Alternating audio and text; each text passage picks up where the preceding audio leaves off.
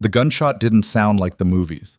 It was flat, hollow, wrong in a way that made your stomach drop before your brain even caught up.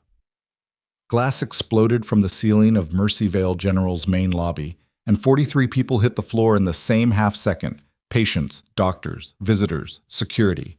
Every single one of them, except the nurse in the corner. She didn't flinch, didn't scream, didn't drop. She turned toward the sound with eyes that had gone completely, terrifyingly calm. And in that one moment, anyone paying attention would have realized they had been looking at this woman all wrong. If this is your first time here, hit subscribe and turn on notifications, because the stories we tell on this channel don't let you go easy. Like this video, drop a comment telling me what city or country you're watching from. I want to see exactly how far this story travels. Now, let's go back to the beginning, because to understand what happened inside Mercy Vale General on that Thursday morning, you need to understand the woman everyone spent 11 months pretending didn't exist. Her name was Nora Callahan, and she said sorry too much. That was the first thing most people noticed about her. Not the way she moved through a crowded ER with the quiet efficiency of someone who had memorized every square foot of a space before she ever set foot in it.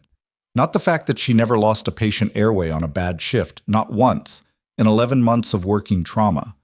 Not the strange little details that should have added up, the way she cataloged exits when she walked into a room, the habit she had of sitting with her back to the wall in the break room, the fact that her hands were always still.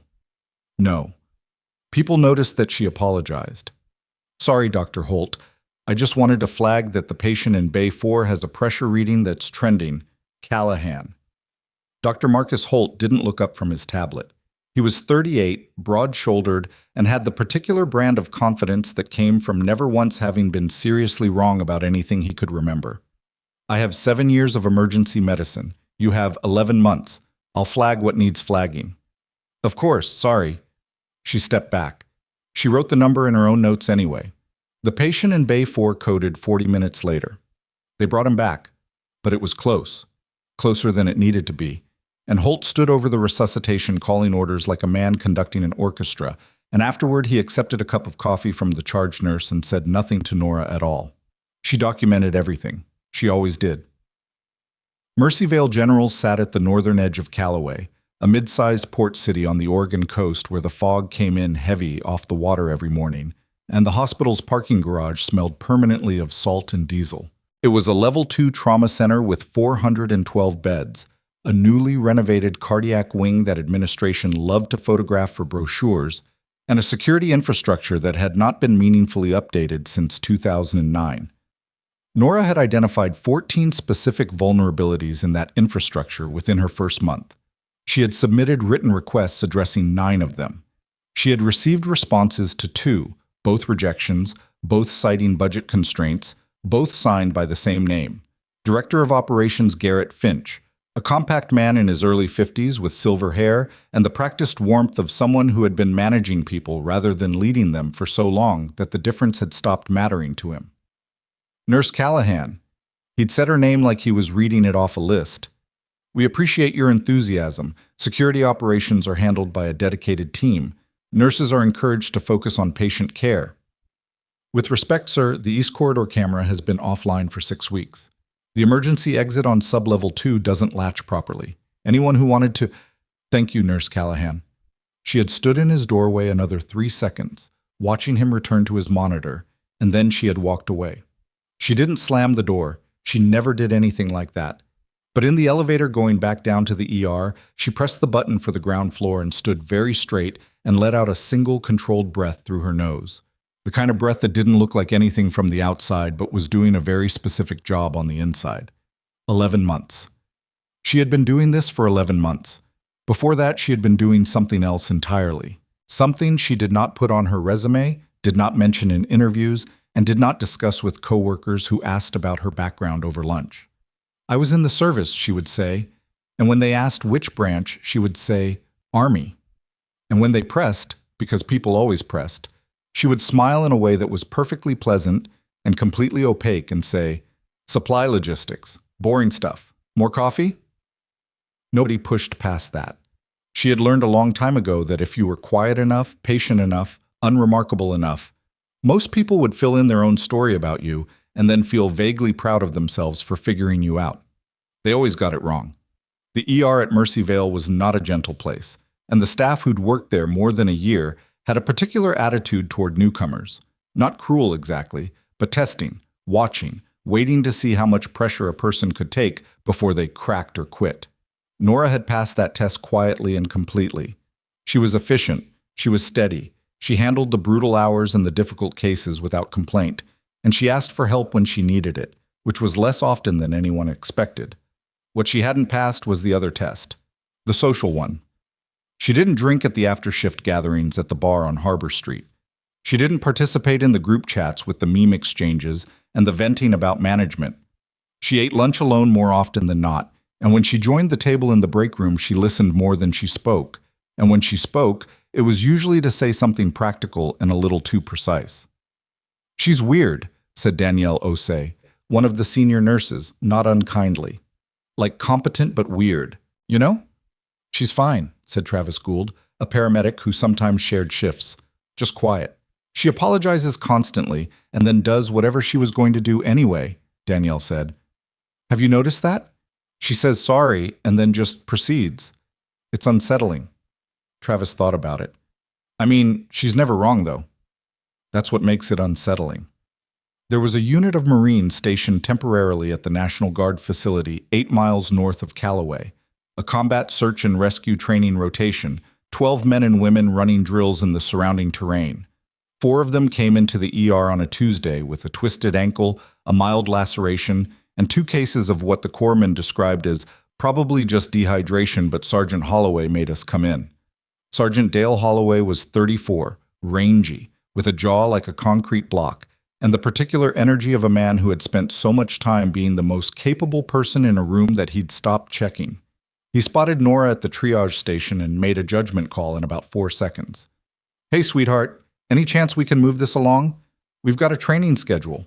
She looked up from the intake form, blinked once. "I'll get someone to you as soon as a bay opens up. The intake process takes about 8 minutes. Can we skip the intake process?" "No." He blinked. He hadn't expected that. "I'm just saying, it's a twisted ankle and some dehydration. We've triaged worse in the field." "I'm sure you have. The intake process still takes 8 minutes. She handed the form to the Marine with the ankle. "Fill out the sections highlighted in yellow. All of them." Holloway watched her walk away, then turned to his corpsman, a young woman named Reyes, who was visibly suppressing a smile. "Don't," he said. "I didn't say anything, Sergeant." "You were thinking it." She pressed her lips together.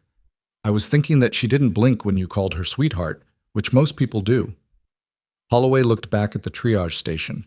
Nora was already on to the next patient, moving with that particular economy of motion that he couldn't quite place. He filed it away and forgot about it, because there was no reason not to. That was a Tuesday. By Thursday, he would be on the floor of the Mercy Vale lobby with a gunshot wound in his left shoulder and a tube in his chest, and the woman he'd called sweetheart would be the reason he was still alive to feel embarrassed about it. Wednesday night, the call came in at 11:40. A multi-vehicle accident on Route 9 northbound, 4 injured, 1 critical. Nora was 20 minutes into a shift overlap, technically off duty, technically already changed out of her scrubs, when the radio crackled and the charge nurse's face did the thing it did when the numbers weren't going to work. She stayed. She didn't make a production of it. She just changed back, washed her hands again, and went to Bay 3 where the critical patient, a 22-year-old named Cody with internal bleeding and a BP that was trying to leave without pain, was waiting for someone to keep him in the room. Dr. Patricia Doon, the attending on overnight, was good. Nora had watched her work enough to know that, but Doon was also handling 2 other patients, and the critical needed constant management, and there was a window, Nora could see it clearly, a window where the pressure was going to drop too fast if nobody watched the specific number she was watching. "Dr. Doon, his map is at 61 and it's been dropping by 2 every 3 minutes for the last 9 minutes. Doon didn't look up. "I see it. At this rate, we have about 14 minutes before—" "Callahan, I've got him. I need you to go check on the patient in Bay 1. Nora went to Bay 1. She checked on the patient in Bay 1. She came back in 11 minutes, which was within Doon's stated window, and the map was at 54, and Doon's jaw was tight, and they lost the next 45 minutes to an emergency resuscitation sequence that should have started 13 minutes earlier. They saved him. Cody went to surgery, and the surgery went well, and by 4 in the morning, he was going to be okay. Nora stood in the hallway at 4:12 and wrote up her documentation and said nothing to anyone. At 4:40, she walked past the nurse's station and heard Dune talking quietly with the charge nurse, and she caught her own name in a low, clipped sentence, and she did not slow down or turn her head. She kept walking. She already knew what the sentence probably was. She had heard versions of it before. Thursday started like any other day at Mercy Vale General, which meant it started wrong in small ways that most people had learned to ignore. The elevators on the west side were running slow. They'd been running slow for 3 weeks. The coffee machine in the second-floor break room made a noise like a dying engine every time it cycled. The badge reader on the ER staff entrance was glitchy. You had to swipe twice, sometimes 3 times, and then sometimes it would just let you in without swiping at all. Nora had flagged the badge reader in writing 6 weeks ago. The email had been acknowledged and then not acted upon. She knew this because she had followed up twice, and both follow-ups had been answered with variants of, "The facilities team is aware." At 7:50 in the morning, she was at the nurse's station at the main ER entrance updating a medication chart when the lobby doors opened and Sergeant Holloway walked in with 2 of his Marines, the one with the healing ankle walking gingerly, all 3 of them in civilian clothes for a follow-up appointment. Holloway caught her eye, and there was a brief beat where she thought he might say something else that required her to be polite about it. But instead he just nodded, which she returned, and he went toward the check-in desk and she went back to her chart. 8:03. She heard the doors open again. She didn't look up, because doors opened constantly in an ER. She was in the middle of a dosage notation, and the number mattered. She heard the sound of boots on tile, which was ordinary. She heard the low murmur of a conversation, which was ordinary. She heard the security guard at the lobby desk, a part-time guard named Phil, who was 61 years old and had worked this post for 4 years, and was a genuinely kind man who kept candy in his drawer for pediatric patients. She heard Phil say, "Can I help you?" And then she heard the sound that made her look up. It wasn't loud. That was the strange thing people always got wrong about it afterward. They said they heard a loud crack, a bang, an explosion. But Nora had heard this sound before, under different circumstances, in different places, and what she heard was a flat, hollow percussion with a slight echo off the tile, and it was coming from the direction of the lobby ceiling. Warning shot. The thought arrived fully formed, categorically, without drama. She was already standing up before the screaming started. 4 of them. She registered this in the first 2 seconds. 4 men, 2 by the main entrance, 1 cutting left toward the corridor that led to radiology, 1 moving fast toward the elevator bank. They were wearing civilian clothes and masks, and they were carrying weapons that they were not being careful about displaying, which meant either they wanted compliance or they wanted chaos. And from the way they were moving, not in a trained pattern, not in any formation that suggested coordination, she thought probably chaos, because chaos was easier to generate and harder to manage. And these men didn't look like they'd planned for anything past the next 30 seconds. Phil was on the floor. Not shot, she checked in the half-second she had, down behind his desk, covering his head, which was exactly what a 61-year-old non-combatant should do. The lobby had gone from busy to pandemonium inside 5 seconds. Patients scrambling, a child screaming somewhere to her left, a nurse from the front desk sprinting toward the internal corridor with her head down. The man at the elevator bank was shouting something about everyone getting on the ground. The 2 at the main entrance had spread wider. The one headed for radiology had already disappeared around the corner. She did not get on the ground. She moved to the left, behind the support column at the edge of the nurse's station, which put solid reinforced concrete between her and the 2 men at the entrance. She moved low and fast, and with the kind of absolute absence of hesitation that came from having done similar things in environments where hesitation was the thing that determined which direction you went home. From behind the column, she could see Holloway. He had done the right thing, dropped to a knee behind the check-in counter, gotten his 2 Marines down, and was assessing from cover. His eyes were moving the same way hers were, cataloging, mapping, his jaw tight with the specific frustration of a trained combatant who was unarmed and surrounded by civilians who needed protection. He hadn't seen her yet. She got his attention the only way she could without making noise.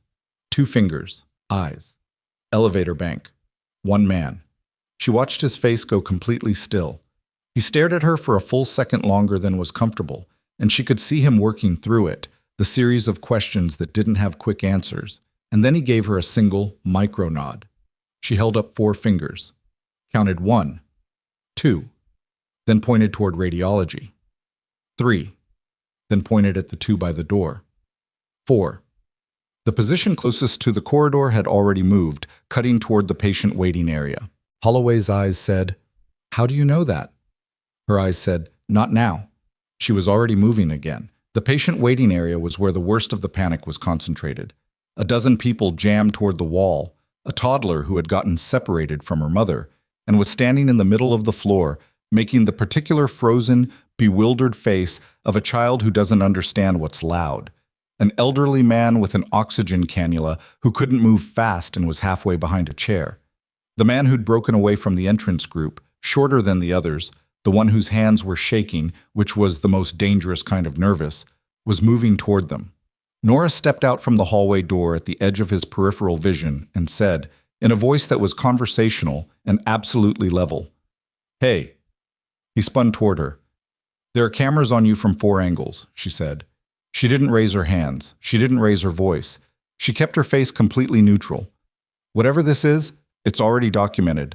Whatever happens next is going to be documented too." He stared at her. His hands were still shaking. "The child needs to go back to her mother," Nora said. "You don't need her." 3 seconds. 4. "Move," he said. "After the child goes to her mother." Something happened in the man's face. Not softening, more like recalculation, a rapid resorting of priorities. He wasn't here for children. He hadn't planned on children. None of them had planned on any of this going quite the way it was going. She could see that clearly. The whole operation had the particular energy of something built on an assumption that hadn't survived contact with reality. She took 2 steps forward, slow and deliberate, kept his eyes on her, and crouched down beside the toddler. "Hey, sweetheart," she said softly, and she took the little girl's hand and she walked her to the right where the girl's mother was crammed against the wall, making sounds she couldn't quite get into words yet. She put the child in the mother's arms without looking away from the man with the weapon. He hadn't shot anyone. She filed that information carefully. It didn't mean he wouldn't. It meant she had maybe 30 more seconds to understand why. From somewhere deeper in the hospital, she heard the sound of another door. The sub-level 2 emergency exit, the one that didn't latch properly, swinging open. Her stomach dropped, because she had known. She had written it down. She had put it in an email with a subject line and a date and a follow-up timestamp, and Garrett Finch had thanked her for her enthusiasm, and now that door was open, and she didn't know who had just come through it. And then she heard very clearly from the direction of the main lobby a single sharp sound. Not a gun. Holloway's voice, stripped of everything, flat military command. "Down! Now!" And then a crash. Something heavy hitting tile. And then silence, the particular kind that comes right before everything changes again. Nora turned from the man in the waiting area and looked toward the corridor. Her jaw was set. Her hands were still. This was not over. This had barely started. And somewhere in the back of her mind, a number was already running. How many exits? How many bodies? How many moving parts? And how long before whoever just came through the sub-level door reached the surgical ward on the 3rd floor, where right now, at 8:07 in the morning, there were 19 patients who could not run. She moved before the thought finished forming. The corridor to sub-level 2 was 40 feet from the waiting area, angled left past the radiology intake desk, and through a set of double doors that were supposed to require badge access, but had been opening freely on a dead battery for 11 days. She'd submitted that one in writing too, 2 weeks ago, follow-up 3 days later. Response: "Facilities team is aware." She told the mother against the wall, low and fast, "Don't move. Don't make noise. If he comes back toward you, slide left toward the bathroom hallway. Do you understand me?" The woman nodded, her daughter's face buried in her shoulder. Nora turned toward the man with the weapon. He was still watching her, still hadn't fired. His eyes had the quality of someone who had agreed to something in theory and was now discovering what it felt like in practice. "Sit down," she said, and something in her voice had changed. Not louder, not harder, but different in some fundamental way, like a frequency shift that the body registers before the ears do. "On the floor, right now. Nobody has to make this worse." He sat down. She didn't wait to be surprised by that. She was already moving through the door to the internal corridor. The hallway beyond the double doors was empty, which was wrong. At 8 in the morning, this stretch should have had at minimum 2 orderlies and a pharmacy tech running morning deliveries. The emptiness meant word had spread fast, which was good, and it also meant that wherever people had gone, they'd gone without any organized direction, which meant frightened people hiding in rooms with unlocked doors and no plan. She checked corners at every junction. Old habit. She didn't have to think about it. Her body did it while her mind ran the problem. Sublevel 2 was 1 floor down via the east stairwell. The door that didn't latch opened onto a loading corridor used for supply deliveries, wide enough for a hand truck, camera dead since October, and connected to the service elevator that went directly to the 3rd floor surgical ward. Whoever had come through that door knew exactly where to go, which meant this was not random. She took the east stairwell at a controlled run, 3 floors of institutional gray concrete, hand trailing the railing for noise discipline. At the sub-level landing, she stopped and listened for 4 full seconds. Footsteps. Moving away. 1 set, not 2. Either the person through the door was alone, or the second person was already past this point and out of earshot. She went through the door. The loading corridor smelled of cardboard and cleaning fluid, and the particular stale cold of a space that rarely saw people. Fluorescent tubes overhead, one at the far end flickering badly. The emergency exit door was 40 feet behind her, hanging 2 inches open the way it always did when its latch failed, a thin slice of gray Oregon morning visible through the gap. No one in the corridor now. The service elevator was at the far end, and its indicator showed it at floor 3. Going up was a choice with bad options on both sides. The surgical ward on 3 had 19 patients, none of whom could move fast. Post-op, sedated, compromised in every way you didn't want to be when the situation required moving fast. But the stairwell to 3 could also be a trap if someone was expecting pursuit. And she was alone, unarmed, and operating on inference rather than information. She thought about Holloway in the lobby. She thought about the crash she'd heard. She didn't know what that meant yet. She thought about the 19 patients on floor 3, and that math was simple. She took the stairs. The 3rd floor surgical ward corridor was not empty. There were 2 of them.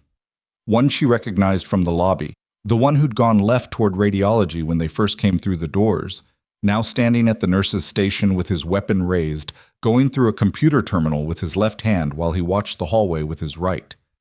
The second was someone she hadn't seen before, shorter, in a gray jacket, who had come through the service elevator and was now moving room to room with the methodical efficiency of someone who knew what he was looking for someone specifically. She crouched behind the crash cart at the stairwell door and ran the numbers. 2 armed men, one with his back partially to her, one moving through rooms.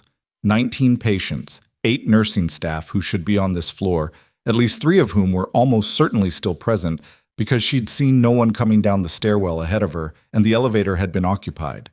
And whatever was happening down in the lobby, Holloway's shout, that crash, the silence that followed, was happening without her. She needed to know more before she moved, because moving wrong here was the kind of mistake that compounded. There was a room to her immediate right, door half open, which she already knew was a post-surgical room used for short-stay monitoring. She went in low and fast and found exactly what she was hoping for. A patient, a 60-something man who was awake and terrified and blessedly not attached to anything she couldn't disconnect in under a minute, and behind him, against the wall, a surgical nurse named Vera Quint who had jammed herself between the bed and the window and was holding a phone she hadn't dared use. "Don't," Nora said, barely a sound. She pointed at the phone. Vera's mouth was pressed so tight her lips had gone white.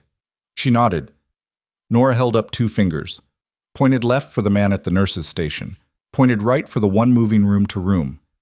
Vera mouthed, "There are more staff in the supply room." Nora held up fingers. "How many?" 3 fingers. Then a questioning look. 3 staff in the supply room. She pointed at the patient. "Can he move?" A wobble of the hand. "Maybe. Not ideal, but workable." She leaned close and spoke directly into Vera's ear, barely a breath. "I need you to call a code in 60 seconds. Any code. Something that brings people to this floor from outside. Use the landline in the supply room. Can you get to it?" Vera's eyes went to the door. The man moving room to room was 3 doors down, moving methodically, taking about 45 seconds per room. She nodded. 60 seconds from when you hear me in the hallway, Nora said. Not before. She went back to the door. This was the part that didn't feel like the movies, where the hero moved through the scene with clean choreography and no fear. This was the part that felt like standing on the edge of something high, with your heart trying to exit through your throat. And you did the thing anyway, not because you weren't scared, but because you'd trained for so long that the scared and the moving had learned to coexist. She was scared. That was fine. She stepped into the hallway. The man at the nurse's station turned first because he was the one facing the corridor, and she had about a second and a half between when he registered the motion and when his weapon came up. She didn't try to cross the 40 feet between them. That would be wrong. That would be exactly what he was expecting a person to do. And the worst mistakes in situations like this always came from doing what was expected. Instead, she dropped to the floor and said in a completely flat voice, "There are federal agents coming through the west entrance right now, and they have a perimeter on every exit. If you shoot me, you don't make it out of this building." Neither statement was true. She didn't know what was true about the building's exterior situation, but they didn't know that. The man at the station hesitated, that specific quality of hesitation that comes when someone is recalculating rather than committing, and the one moving room to room stopped in the doorway of the room he'd just entered and looked down the corridor at her. "Get up," the station man said. "Okay." She got up slowly. Her hands were visible. Her face was neutral. "You're looking for someone specific. This isn't a random grab." Neither of them confirmed it. Neither of them denied it, which was the same as confirming. "The person you're looking for isn't on this floor," she said. The one in the doorway said, "You don't know who we're looking for. I know you came straight up here without checking any other floor, which means you already had a room number, probably a patient list, which means someone from inside this hospital gave you information." She watched the man at the station's jaw tighten, and she stored that. "And I know the patient who was in room 314 was transferred to a different facility at 6 this morning because I was here when the transfer went through." Room 314 was a number she had picked because she could see the door from where she was standing and knew from the overnight board that it had been vacated. The transfer was fabricated, but she'd said it with the same texture as everything else she'd said, which was the texture of someone who knew things. The man at the station moved toward her. She tracked him, kept the man in the doorway in her peripheral, counted her distance to the crash cart she'd passed, close enough to move on, close enough that if she needed to put something between her and a bullet in the next 3 seconds. And then, from the direction of the supply room at the end of the corridor, the overhead PA system crackled on. "Code Gray, 3rd floor surgical. Code Gray." Both men's heads turned. Code Gray was a security threat notification. What it actually activated was a lockdown protocol that sent a direct alert to the Callaway Police Department's dispatch, automatically, without requiring a human operator, because the hospital's legal team had insisted on that feature after a liability review 4 years ago, and it was one of the only security upgrades Garrett Finch hadn't been able to cut.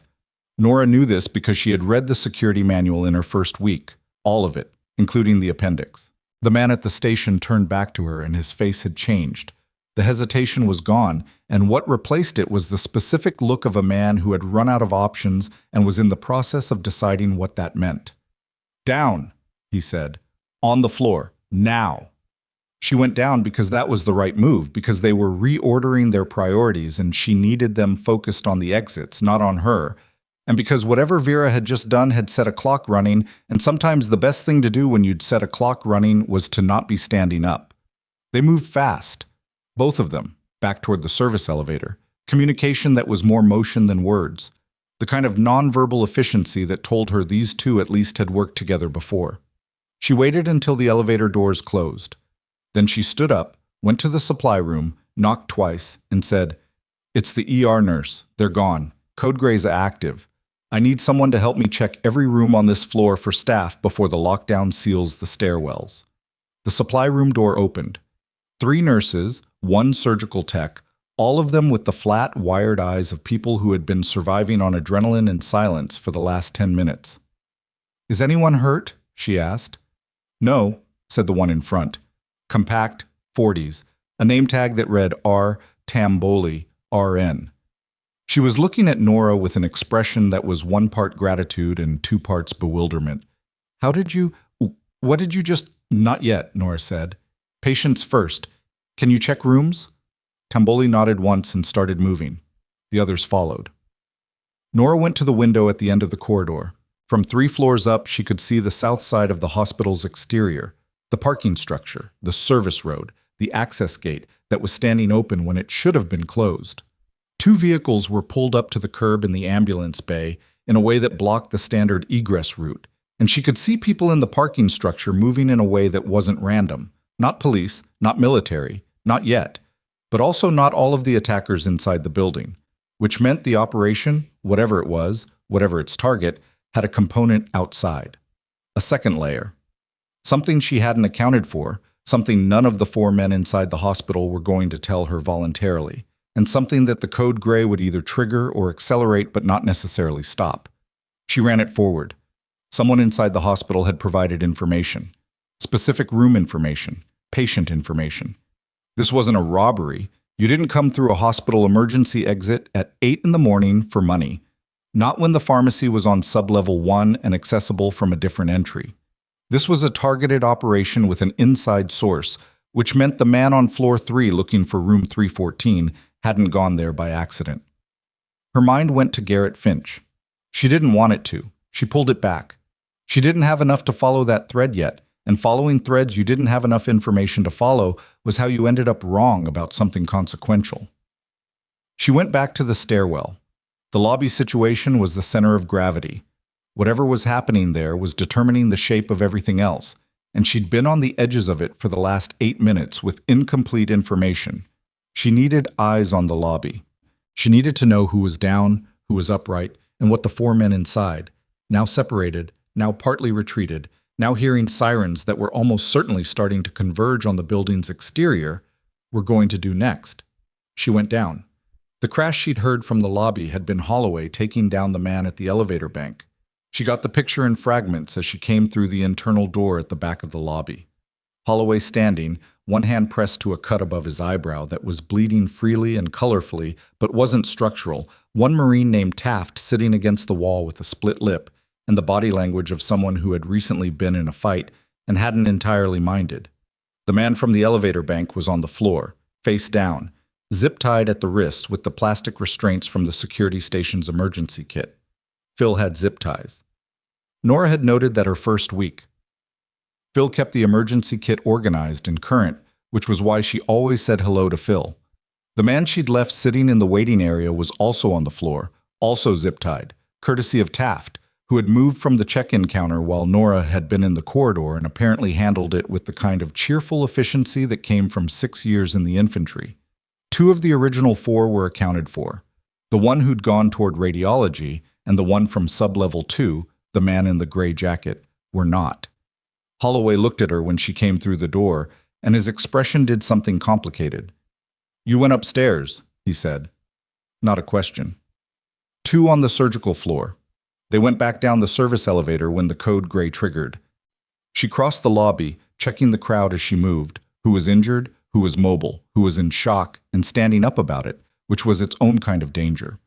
3rd floor's clear, all patients accounted for, 1 nurse has a possible anxiety event, but nothing clinical. Holloway stared at her. "There are people outside," she said. "South side, near the ambulance bay. At least 3, maybe more. They're not police." "How do you—" He stopped. Started again. "How did you know those hand signals earlier?" She looked at him directly. "I need you to find out where the other 2 are inside this building, specifically the one in the gray jacket.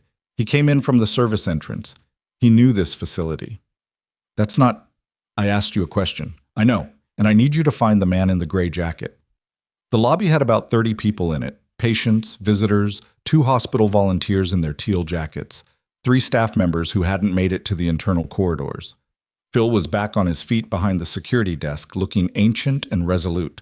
Taft was managing the crowd with the relaxed efficiency of someone who had herded people in worse circumstances.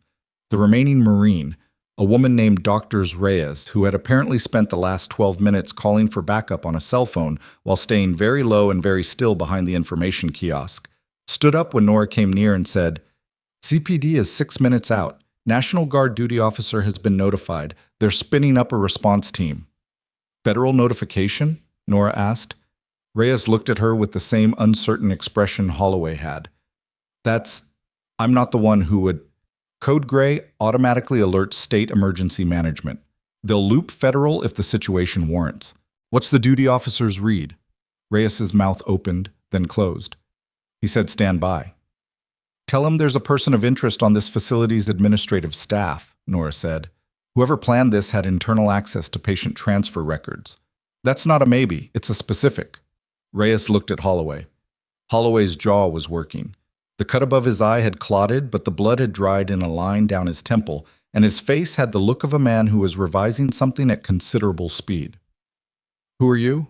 He said. Nora Callahan, ER nurse. I've worked here 11 months. That's not what I'm asking. She knew it wasn't. She looked at him for a moment, this man who had called her sweetheart on a Tuesday, who had been mildly condescending the way certain people were when they'd never had reason to be anything else, who was now standing in a lobby with blood on his face looking at her like she was a problem in a language he'd never studied. Right now, she said, I'm the person who needs to know where the man in the gray jacket went. She moved to Phil's security desk and brought up the internal camera feed.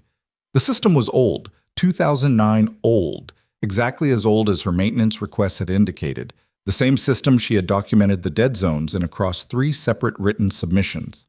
But old didn't mean non-functional, and the cameras that were working, and she moved through the grid methodically, starting from the sub-level and working up. Sub-level 1. Pharmacy corridor, empty. Supply receiving, empty. The broken camera position at the East Junction, blank, as it had been for 4 months. Ground floor, lobby feed showing exactly what she could see with her own eyes. Cafeteria camera. She stopped. The cafeteria was on the ground floor, accessed through the corridor that ran alongside the main lobby, and it wasn't empty. She could see movement, staff and visitors who'd taken shelter there, 12 or 15 people crammed toward the back wall behind the serving counter, several of whom were crouching, which meant they were scared, which could mean gray jacket. In the corner of the cafeteria frame, partially obscured by a support pillar. He'd stopped moving room to room on 3 because the code Gray had told him something had changed, and he'd gone down, not out, which meant he wasn't trying to exit. He was still looking for something, or someone. Cafeteria, she said. Holloway was already moving beside her, looking at the screen, and she saw the shift in him, the complete gear change from uncertain to operational, the thing that happened to people who'd trained for this when the information finally aligned with the action. Reyes, he said, with me. He's got people outside, Nora said. If he gets cornered, he may try to push through. I know. The cafeteria has a service exit that connects to the South Ambulance Bay. If he knows the building, he knows that. Holloway looked at her one more time, that same look, that complicated revision happening in real time on his face, and then said, You're not staying here. It wasn't a question. It wasn't an invitation exactly. It was a Marine sergeant acknowledging, with some difficulty, that the variable he'd underestimated had become essential. She was already moving. The cafeteria corridor was 60 feet of beige wall and institutional lighting and the distant sound of someone crying softly from behind a closed door. And at the end of it, the cafeteria doors were propped open the way they always were during morning service. And through them, she could hear the specific quality of silence that a room full of people made when they were trying not to make noise. She took the left side. Holloway took the right. Reyes stayed back at the corridor junction to cover the retreat. She came through the door low and immediate, and she had 3 things she registered in under 2 seconds. The people against the back wall, the man in the gray jacket, and the fact that he had his weapon up, and he was not pointed at the people against the back wall. He was pointed at the service exit door, which was pushing open from the outside. And then the door swung wide, and what came through it was not what anyone in that room was expecting. It was Dr. Patricia Doone, in her white coat, hands up, being walked in by the 4th man, the one from radiology, the one nobody had been able to account for. And behind them, just visible in the thin slice of morning outside the door, a 3rd figure Nora hadn't seen before, and in that figure's hand was not a weapon.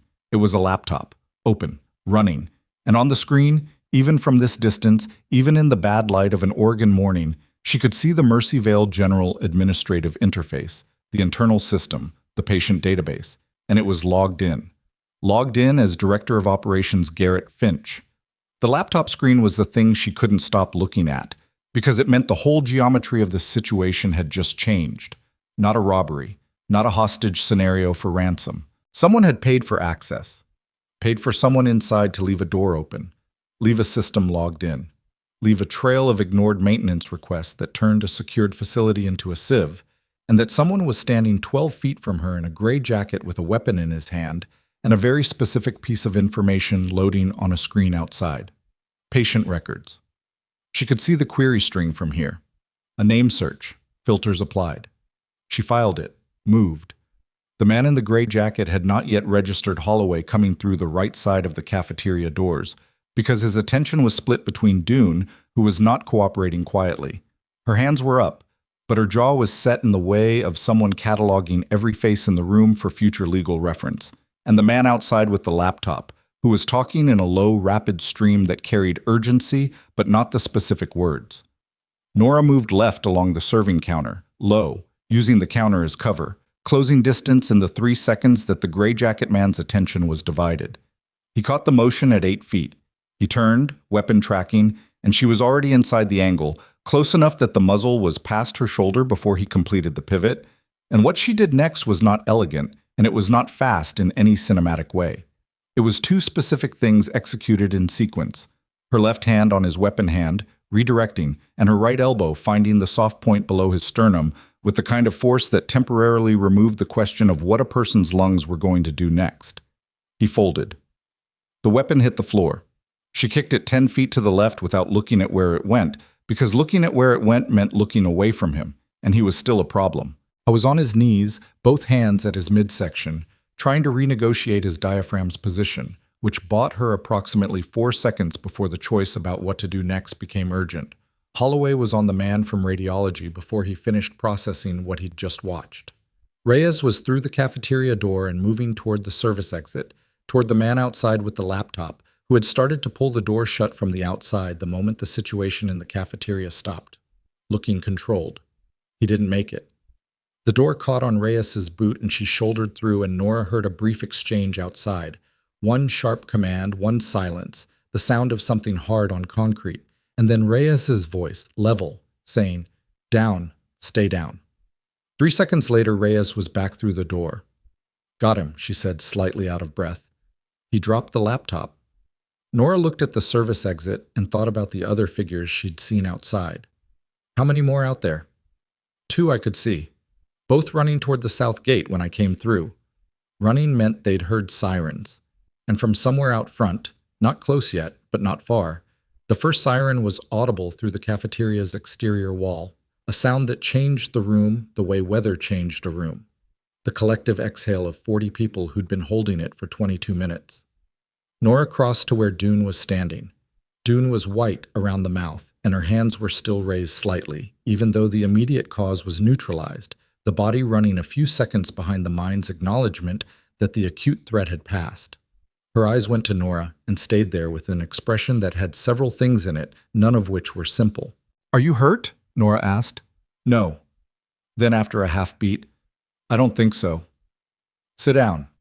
Dune sat down on the nearest cafeteria chair, and Nora crouched in front of her and ran a quick visual.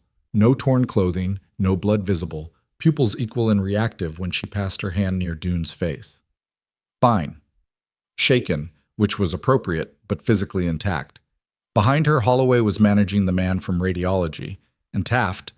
She didn't know when Taft had arrived, sometime in the last 90 seconds, which meant he'd followed on his own initiative, was using the last of Phil's zip ties with the competence of someone for whom this was a fairly normal Tuesday. "The man in gray," Nora said to Dune, keeping her voice low. "Did he tell you why he grabbed you?" Dune's jaw worked. "He said I knew where the patient was." "Which patient?" A pause. Then, "He said his name. I didn't recognize it, but he had—" She stopped. "Had what?" "He had an internal transfer document, printed, with my signature on it." Dune looked at her directly. "I didn't sign any transfer document this week." Nora absorbed that.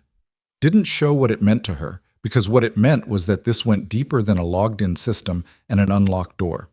This involved documents, forged documents with a senior doctor's signature, which required either access to her signature file, which lived in the hospital's administrative database, or access to something physical, something from inside the building, from inside the administrative office, from someone with full system access. The laptop outside logged in as Garrett Finch.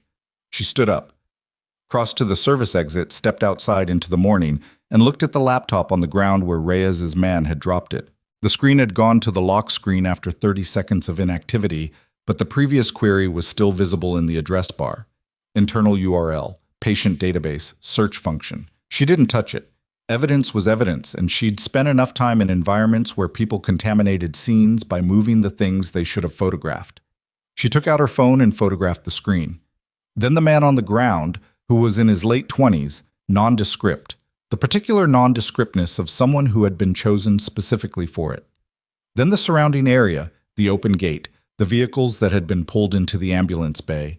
A third vehicle she could now see, parked against the service road fence with its engine running. CPD would be here in under 2 minutes by her estimate. National Guard response team in probably 15. Federal notification was still a variable, still dependent on who at state emergency management was awake and making the right calls. She needed to be in the lobby when CPD arrived. She went back inside. The cafeteria was in the controlled aftermath of crisis. People sitting, some crying quietly, the specific flatness that came after the specific high. Staff moving among the civilians with the instinct of people who knew how to manage acute distress because they did it daily in other forms. Holloway had the 2 secured men against the wall under Taft's watch. Reyes was on the phone in the corner, her voice clipped, coordinating. Nora walked back toward the lobby. She was in the main corridor when she heard it. A single gunshot from somewhere above her, floor 2, she thought, maybe 3, with the particular flat quality of an interior shot, and following it, immediately, a sound that was worse than a shot. A human sound, short and involuntary, the kind that came from someone who hadn't been ready for pain. She stopped. Ran it. She had accounted for 4 men entering the hospital. 2 were zip-tied in the lobby. 1 was zip-tied in the cafeteria. 1, the man from radiology, was in the cafeteria. The gray jacket man was in the cafeteria. That was 5. 5 men, not 4. She had counted wrong, or there was someone she had never seen, someone who had come through a different entrance. The east utility door on floor 2 maybe, the one she'd flagged in month 2 as inadequately monitored. She was already running. The east stairwell, floor 2. She took it at a dead sprint and went through the second floor door without stopping and turned left toward the sound. The medical surgical floor of Mercy Vale had a different rhythm from the ER, slower, more contained, long hallways of single-occupancy rooms with names on boards outside and vitals checked on 4-hour cycles. At 8 in the morning, the day shift had been on for 50 minutes, and the floor would normally have 8 nurses, 2 doctors, and an aide. The hallway was empty. She moved along the left wall, checking every open door as she passed. Empty. Empty. Supply room door closed. Break room. She could see shoes under the door, at least 3 people standing still, which meant staff sheltering. A sound. Room 217. She didn't run the door. She went past it, came back from the opposite side, and looked through the narrow window set into the upper panel of the door. I was tall. She hadn't seen him before this one, and he was holding his left arm at an angle that said the arm had a problem, and there was blood coming from somewhere on that arm that had gotten onto the wall to his right, which explained the shot. He hadn't shot someone, he'd shot himself. Or rather, something in whatever he'd attempted had gone wrong and his own weapon had discharged against him. He was in pain, and he was scared, and he was holding a nurse against the far wall, a young nurse, 20-something, the name tag too far away to read, using her as a buffer between himself and the window, and he didn't know she was watching him because he couldn't see out the window from that angle. The nurse had her chin up. Her hands were visible, spread against the wall. Her face was the face of someone who was staying very deliberate and very still, which was both impressive and the right move, and Nora committed her features to memory for after. She needed to get in that room, not through the door, not directly, not while he had the nurse in that position, because entering through the door put her on the wrong side of the angle and gave him a reaction window of about 2 seconds, which was 2 seconds in which anything could happen to the woman against the wall. She moved past the room. 2 doors down, room 219. She went in. Post-surgical patient, a man in his 50s, awake, IV running, The absolute particular expression of someone who had been awake and listening and trying to decide whether the sounds in the hallway were as bad as they seemed. They were. "Don't make any noise," she said. "I need the window." These rooms had windows that could open on the inner air shaft, a design feature installed for ventilation in the original building structure. Thin casements that swung inward on a handle, intended for moving air and not for anything else. She'd never had reason to think about them. She was thinking about them now. She opened the casement. The air shaft was 18 inches wide, which was tight, and it ran vertically between rooms 217 and 219, meaning there was a corresponding window in 217 that she could see. Closed, but not locked, because nobody locked those windows because nobody climbed through them. She looked at it. 18 inches and a window she'd have to open from the outside while keeping quiet. Her shoulder would fit. The rest of her would fit if the shoulder did. It would not be comfortable, and it would not be fast, and if the window in 217 made any noise opening, the entire approach was blown. She went through the casement. The physical reality of the air shaft was worse than the assessment. Rough concrete, the smell of old mortar, and something that suggested the ventilation wasn't working as intended. Her left knee finding a projection in the wall that she was going to feel for a week. She braced against the opposite wall and reached for the casement handle on 217's window. Old mechanism. She felt the resistance in the handle, corroded, stiff, the kind of thing that had been inspected on a form and not physically tested. She applied pressure. Slow. Even. The kind of force that was below the threshold of noise for as long as possible, and then committed when the mechanism reached the point of no return. The window opened, made a sound. Not loud, a short metallic tick. But in the silence of that room it was present, and she heard the man inside move, heard him say something sharp, and she was already through the window and inside before the sentence finished. The calculation was simple, and she'd done it in the shaft. He was injured, left arm compromised, which meant the weapon was in his right hand, which meant when he turned toward the noise of the window, which was behind him and to the left, the weapon would cross his body, which was a moment of repositioning, which was the window she needed. The moment existed. She used it. It was not clean. His elbow caught her cheekbone on the way down, hard enough that her vision went white at the edges for a half second, and she felt rather than heard a sound come out of her own throat that she hadn't intended. But the weapon was not in his hand when they hit the floor, and she was on top, and that was the only math that mattered. He was large, and he was scared, and scared made people stronger in the short term. And she was on her third major exertion in 25 minutes, in a 12-hour shift she'd been on for 7 hours prior, and none of that math was favorable. But she'd fought people who were larger than her before, and the injury in his left arm meant he couldn't use both hands effectively, and she'd been in worse positions in worse places, and the person who didn't get up was the person who decided not to. He didn't get up. She made sure of it, and it took 40 seconds and left marks on both of them. And when it was over, she was kneeling on the floor next to a man who was now comprehensively immobilized and bleeding from his arm, and her cheek was going to be a dramatic color by tomorrow. The nurse from against the wall, her name tag said K. Farrow, RN, had not moved during any of it, because she was that kind of person, which was the best kind of person to be in that specific situation. When it was over, she came forward immediately and said, "What do you need?" "Pressure on his arm," Nora said. "He needs the bleeding controlled before CPD gets here, or they'll have a scene complication." Farrow pulled a chair over, applied pressure, did not ask any of the questions that were clearly sitting right there behind her eyes. Nora stood up, looked at herself in the small mirror above the room's sink. The cheekbone was already showing color, a swelling that was going to interfere with the word professional for about 10 days. She pressed 2 fingers against it. Not a fracture. She'd had one of those before, and she knew the specific quality of that pain, and this wasn't it. Soft tissue. Unpleasant, not dangerous. From the floor below, she could hear voices now, multiple voices, the specific organized overlay of people arriving with authority and procedure. CPD, finally, which meant the exterior perimeter was being established, and the interior sweep would start from the lobby and work up. She needed to be out of this room and identifiable when they came through floor 2, because a woman in scrubs coming out of a room with a bleeding man on the floor would be processed in a very specific way before anyone stopped to ask questions, and she didn't have time for that processing. "Stay with him," she told Farrow. When officers come through, tell them the man is secured and medically stable and that you're maintaining pressure on a gunshot wound to the left forearm. Use those words exactly. Okay. Farrow looked at her steadily. Who are you? I mean, I know your name tag, but who are you? I work in the ER, Nora said. Stay with him. She went into the hallway. CPD came through the stairwell door at the far end 40 seconds later, 2 officers in vests, weapons drawn, moving in pairs the way they were trained to.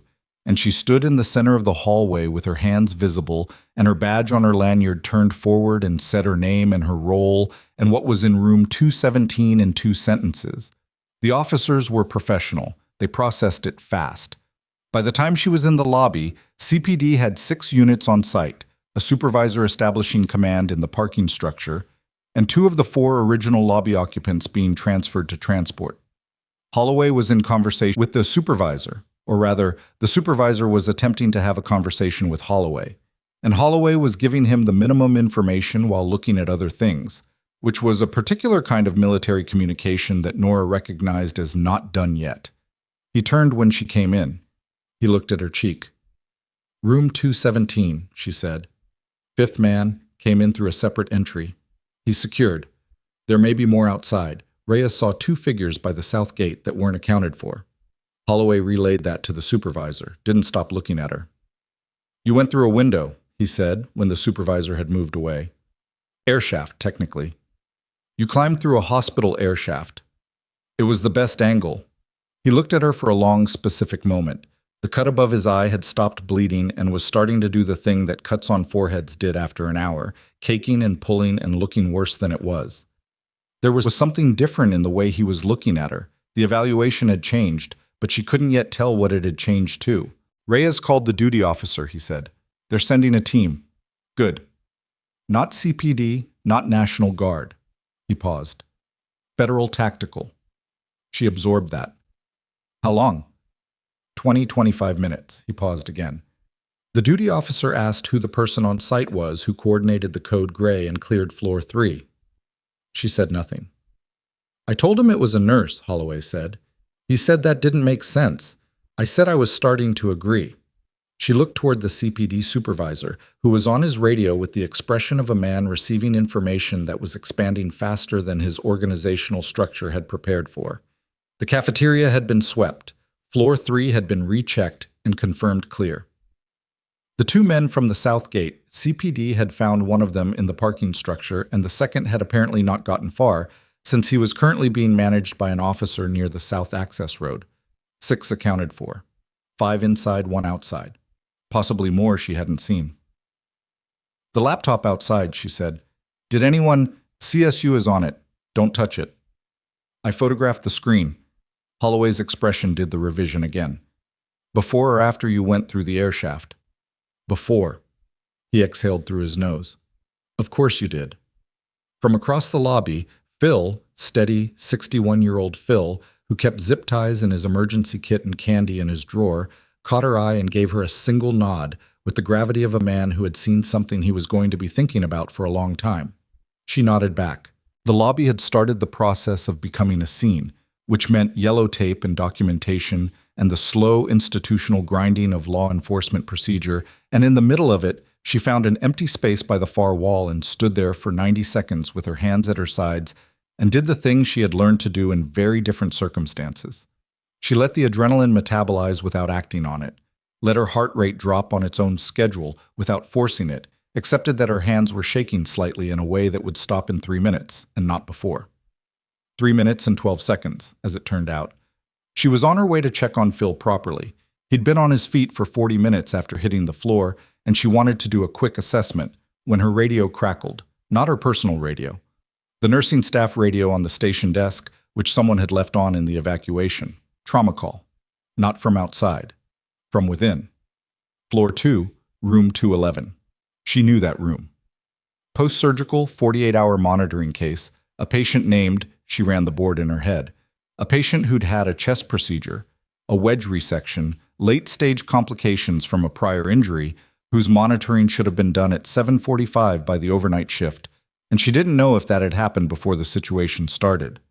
She moved. Room 211's door was open and the patient was in distress. She saw it before she fully entered, the specific body language of respiratory failure, the position, the color, the effort, the retractions visible at the base of the throat. And there was no one in the room, no staff, because the floor had evacuated and the nurses were in the supply room and the trauma call had come from an automated monitoring alert that had fired exactly as designed, and nobody had been in position to receive it. 22 minutes. He'd been alone in distress for up to 22 minutes because the situation had cleared the floor and the automated alert had fired and there had been nobody to answer it. She was already to the bedside. Name on the chart: Warren Gillis, 53, post-surgical wedge resection 3 days prior, flagged for potential pneumothorax risk, which was now not potential. Tension pneumothorax. Right side. The trachea had deviated, she could see it, the subtle shift that most people missed, and she did not miss because she had seen this in places where missing it meant someone died in the dirt. She had seconds. She grabbed the supply drawer beside the bed. Standard hospital supply layout, universal. She knew exactly what was in it without looking. And she had what she needed: 14-gauge needle, alcohol swab, and she was already calculating the landmark second intercostal space, mid-clavicular line, and she was already doing the swab because sterility mattered even when the window was seconds, because secondary infection killed people too, just more slowly. "I'm going to fix this," she said to Gillis, not because he could fully hear her, but because you said it anyway. "You're going to feel pressure, 1 second. The needle decompression was not comfortable to perform or to receive, and there was a moment, always the same moment, where the physical reality of what you were doing to another human being had to be overridden by the knowledge of what would happen if you didn't do it, and you overrode it with training, and you overrode it with decision, and it was never completely clean, not once, not ever." The air rushed out. She watched his chest, watched the trachea, watched his color. It was working. She kept one hand on him, reached with the other for the call button, and pressed it for the overhead page. Not the nursing station, the overhead page, the one that went to every speaker in the hospital, because she needed someone qualified on this floor in the next 90 seconds, and she didn't care who heard it. Medical response to room 211, second floor. Tension pneumothorax, decompressed. Patient requires chest tube and immediate surgical consult. Medical response to room 211. Her voice on the overhead PA system, throughout the entire building, in the middle of a crime scene, was the most exposed she had been in 11 months. She didn't think about that yet.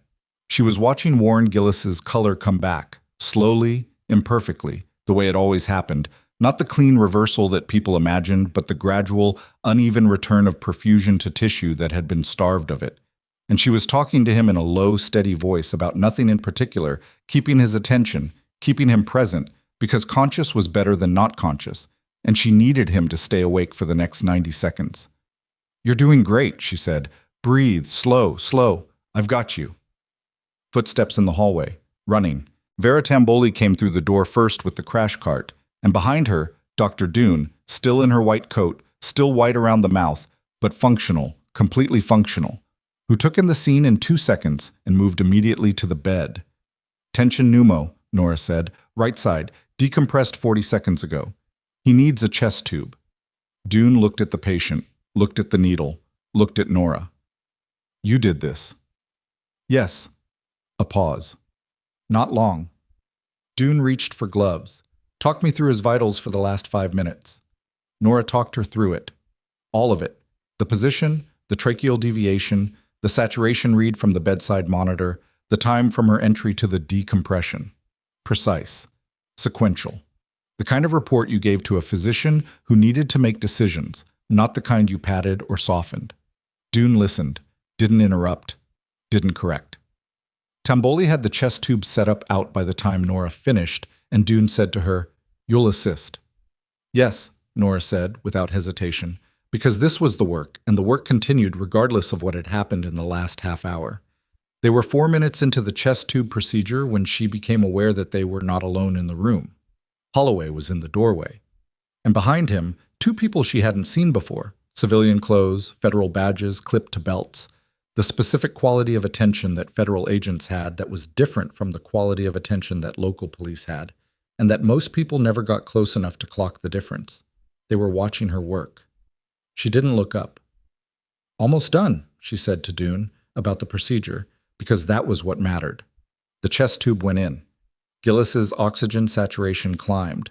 Dune's shoulders dropped a quarter inch, the involuntary physical tell of a physician watching a patient stabilize. Then Nora straightened up, stripped her gloves, and turned to face the doorway. The two federal agents looked at her with the particular expression of people who had been given information about the woman in the room and were currently reconciling that information with the woman they were actually looking at. The one on the left, a woman, early 40s, short hair, the kind of face that was genuinely hard to read, said, "Nora Callahan?" "Yes." "We'd like to talk to you." She held up the badge more clearly. "Special Agent Dana Lohr, FBI Organized Crime. We've been tracking the people in this building for about 6 months." She paused. "We didn't know you were going to be here." Nora looked at her, then at the second agent. "Garrett Finch," she said. "You're here about Garrett Finch." Lohr's expression shifted by approximately 2 millimeters. "We're here about several things, including you." "Me?" "Yes." A pause. "We ran your name when the code gray flagged. Military records came back restricted." She said it carefully, the way people said things they already knew the answer to. "Above our clearance level." Nora was quiet for a moment. Then Holloway spoke from the doorway, and his voice had something in it that hadn't been there at 8 this morning when she'd been a nurse who apologized too much. "I made a call," he said, "to someone who could access the restriction." She looked at him. "Colonel Ann Vesper," he said, "Joint Special Operations Command. She asked me to tell you—" He stopped, started again. "She said to tell you that she always thought your exit was premature." The room was very quiet. Nora stood in it, scrubs, hospital ID, the cheek that was going to be purple for 10 days, and she thought about 11 months of apologies she hadn't meant, and requests that hadn't been heard, and a man she'd just kept alive with a needle and institutional supplies because nobody had fixed the door she'd asked them to fix. She thought about Colonel Vesper, about what premature meant, coming from someone who had never once called anything what it wasn't. She said, "What does she want?" Holloway opened his mouth, and before he could answer, Agent Lohr's radio crackled with a transmission that made all three of them go very still, a voice from CPD dispatch, clipped and urgent, relaying a development from the east side of the building that nobody in this room had anticipated, and that changed the shape of everything they thought they'd contained. The transmission was brief, and the words were plain, and the problem they described was not small. CPD dispatch, relaying from a unit at the east access point. A vehicle had been stopped attempting to exit the hospital grounds through the service gate.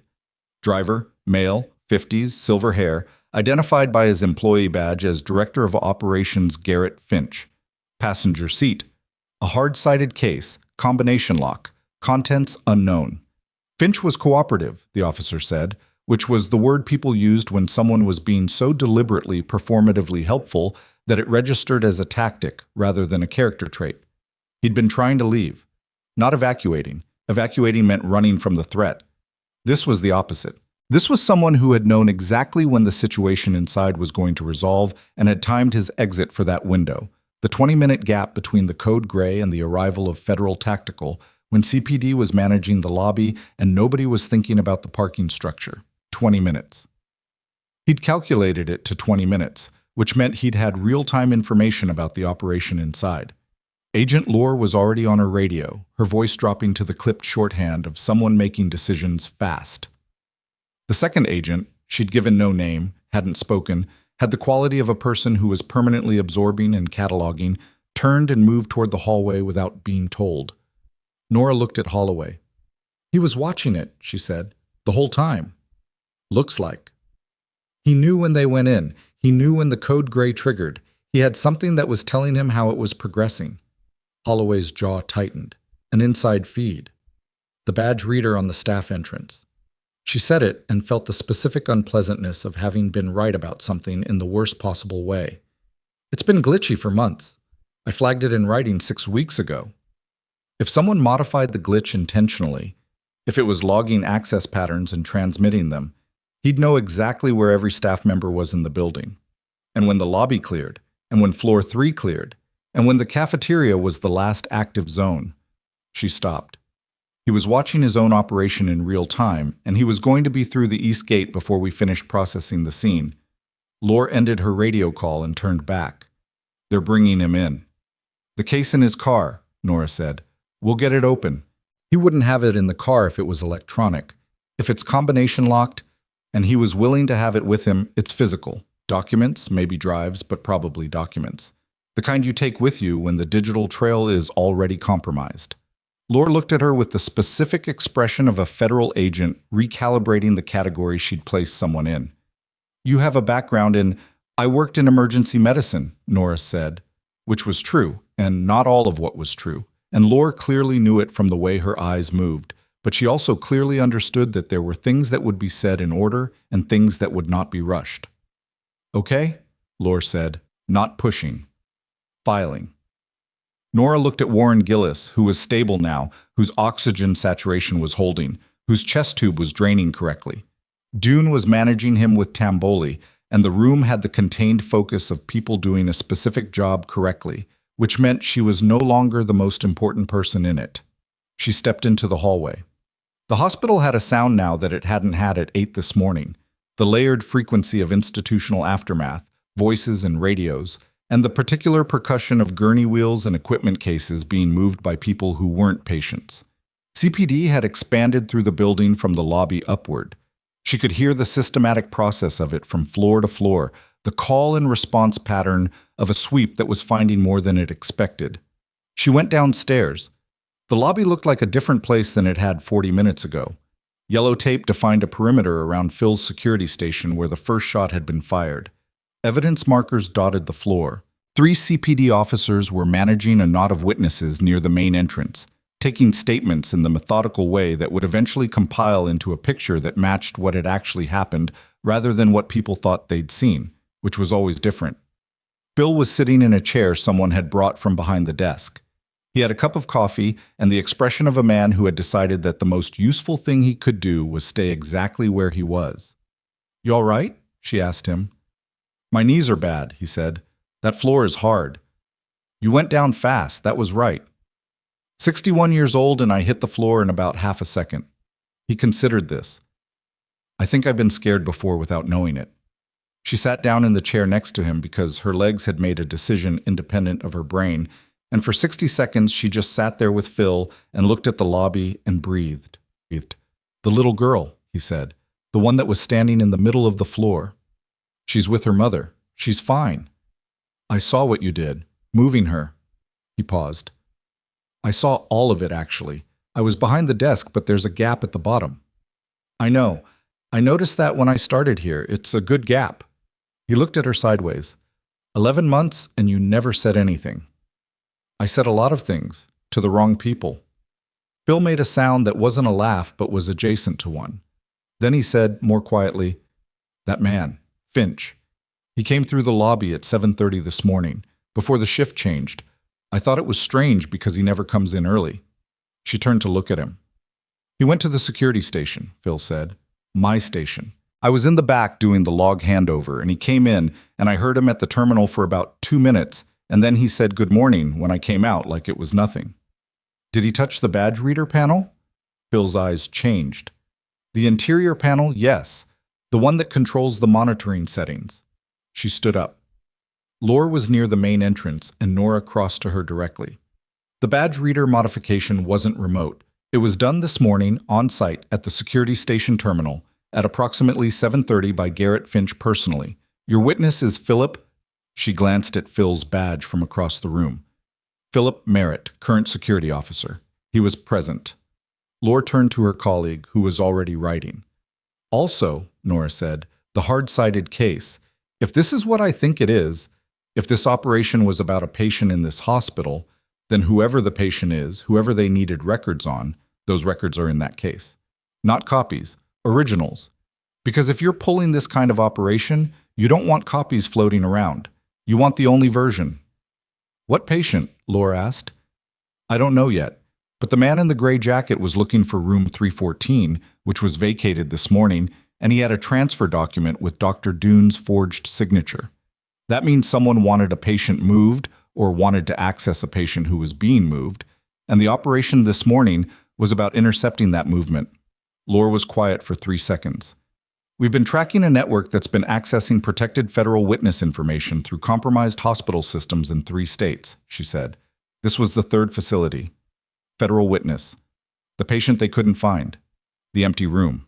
The transfer that hadn't happened. The transfer at 6 this morning, Nora said. The one that vacated room 314. Was that patient? We arranged it at 5:45, Lore said. When we got the alert that the hospital system had been accessed from an internal terminal the night before. Someone ran a query on protected records at 11:17 last night. Last night. After the shift Nora had worked, after the conversation in the hallway where she'd caught her own name in Dune's clipped sentence. Who else had system access last night? She asked. Lore looked at her steadily.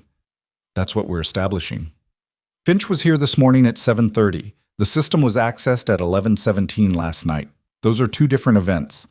Yes. So either Finch has been doing this alone across multiple shifts, which is possible, or he has someone else on staff who ran last night's query. Lore said nothing, which was an answer of its own kind. Nora thought about the hallway outside the break room. The low conversation. Her own name in someone's clipped sentence. She thought about Dr. Patricia Dune, who had been walked into the cafeteria at gunpoint this morning, which was exactly what happened to someone who was not cooperating with the people who wanted what she had. A physician's access, a physician's signature, the legitimacy that came with a senior doctor's credentials. Or it was what happened to someone who needed to look like a victim. She filed it, did not follow it yet. There's something you should know, she said to Lore. The man in the gray jacket on floor 3. He told his partner that the patient had been transferred when he came back empty from room 314. He didn't know the transfer was federal. I thought it was routine, which means whoever gave him the room number gave him outdated information. Lore's eyes sharpened. How outdated? The federal transfer was at 6. If whoever gave him the information did so before 6, last night even, then the information was already wrong when this operation started. Which means the inside contact didn't know about the federal transfer. Or the inside contact knew and didn't tell them, kept them running on a false premise. She paused. Which is what you'd do if the inside contact's loyalty was shifting. The lobby had gotten louder in the last few minutes. More personnel, more equipment. The building filling with the specific organized chaos of a federal crime scene in its first hour. Through the main entrance, she could see vehicles outside that hadn't been there earlier, unmarked and distinctive in the way that unmarked federal vehicles always were. And being walked through the main entrance, flanked by 2 CPD officers and 1 federal agent she didn't recognize, was Garrett Finch. He looked smaller than he did in his office. That was the thing about people who ran institutions.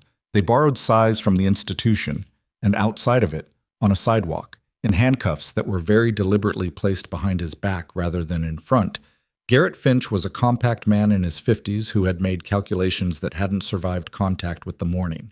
He saw her standing in the lobby. His face did something brief and complicated. Not guilt, not surprise exactly, but recognition of a specific kind. The recognition of someone who had underestimated a variable and was only now, in the worst possible moment, understanding precisely how much. She didn't say anything to him. She didn't need to.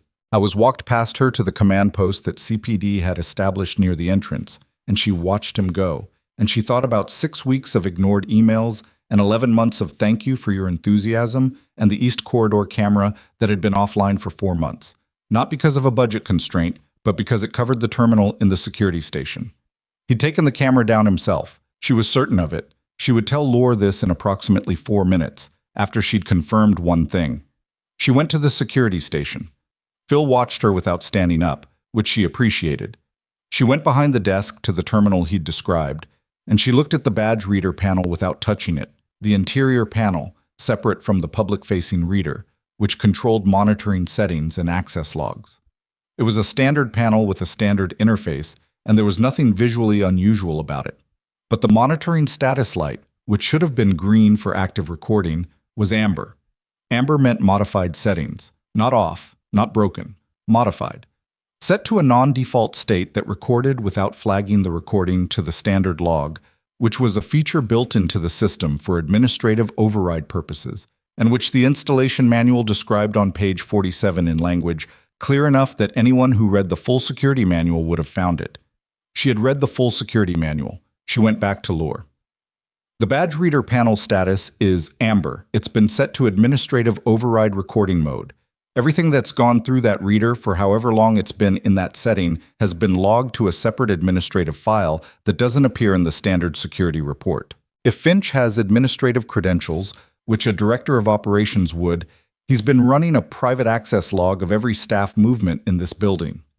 Lore looked at her for a moment with an expression that was almost, not quite, but almost, something like respect trying to find a professional surface to land on. "Okay," she said, "we need you to walk our forensics team through everything you just told me. After I check on my patients." A pause.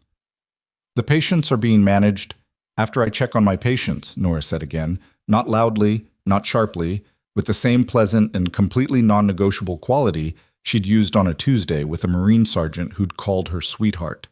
Lore absorbed this. "Fair enough." She went upstairs. Gillis was stable and Dune was with him, and Tamboli had pulled in 2 additional nurses from the floor below, so that was managed. The post-op patient from room 219, who had watched her go through his casement window with the expression of a man revising everything he thought a Thursday morning could contain, was fine, slightly shaken, and would have an extremely specific story for the next several years. Room 217 was occupied by CPD and would be for a while. She checked every room on the floor. She was methodical about it. She checked every patient, every vital, every monitoring status, every IV line, and she did it the way she'd been doing it for 11 months, quietly, completely, without ceremony. By the time she came back down, the federal forensics team had arrived and Lore had established a working area near the main entrance, and the lobby had the layered quality of a scene that was going to take days to fully process. Holloway was still there. She hadn't expected that. He had no formal reason to remain. The active threat was contained. CPD and FBI were running the scene. The duty officer's response team had arrived and was integrating with the federal tactical unit. His rotation was 8 miles north. His role here was done. He was sitting in one of the lobby chairs, forearm on his knee, looking at the floor. The cut above his eye had been addressed by someone with a butterfly bandage that was crooked, which meant he'd done it himself. The crookedness bothered her on a professional level, but she let it go. She sat down in the adjacent chair. They were quiet for a moment. "Vesper," she said. "What does she actually want?" "She wants to know if you're done." He glanced at her. "With this." He gestured at the lobby, the scrubs, the hospital. "She said, her words, that there's a gap in a specific program that you'd know about, left by someone who didn't make it back." He stopped. "She said you'd know what that meant." "She did." "She didn't say so yet." "I chose this," she said. "The nursing. I passed the boards. I got the job. I came here." "I know. She knows." "It wasn't a retreat." "I didn't say it was." "No," she said. "You didn't." She looked at the lobby, the yellow tape, the evidence markers, Phil's desk with his emergency kit, the ceiling where the plaster was cracked from the warning shot. "I chose this because it mattered, because keeping people alive in a controlled environment seemed like—" She paused. "It seemed like something worth doing with the rest of it." "The rest of what?" "The training, the skills, the—" She stopped again. There wasn't a clean word for it. The particular education that came from having been in situations where the margin between someone living and dying was a decision made in 3 seconds by the person closest to them. "You can't unlearn what I know. You can just decide what to do with it." Holloway was quiet for a moment. "And here?" "Here they didn't let me use it. They made me apologize for knowing it." She said it without heat, as a fact. "That's the part that was wrong. Not the work. The condition that the work came with." He nodded slowly. "So what do you tell Vesper?" She thought about Warren Gillis breathing on his own. She thought about the little girl going back to her mother. She thought about 11 months of written requests in a system designed to absorb them without consequence.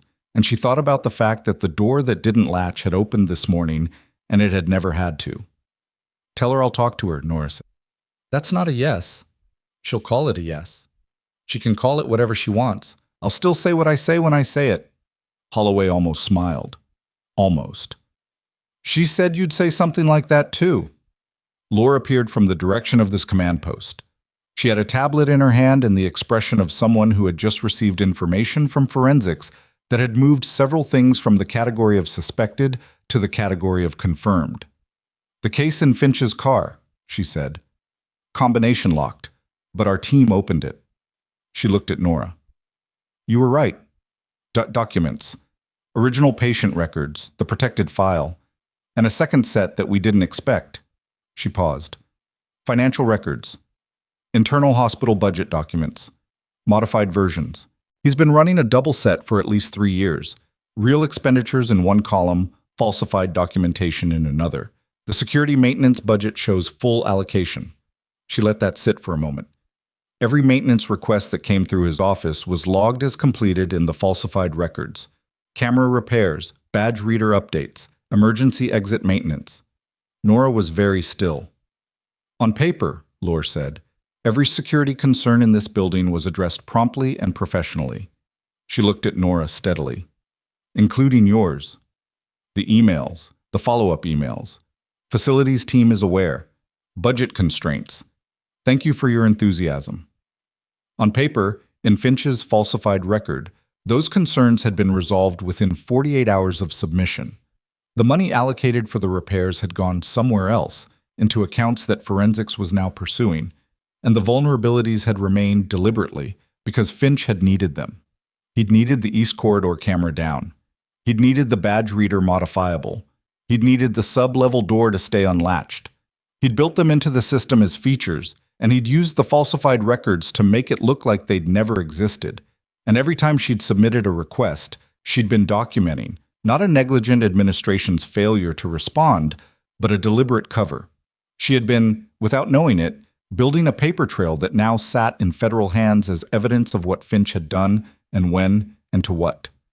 11 months of ignored emails, each one time-stamped, each one in the record. She said more quietly than she intended. How long has he been doing it? The financial records go back 4 years. The network access, based on what we can see in the system logs, started about 30 months ago. Lore's voice was even.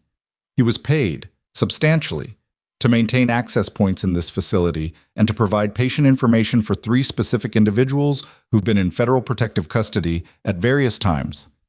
The patient this morning was the third.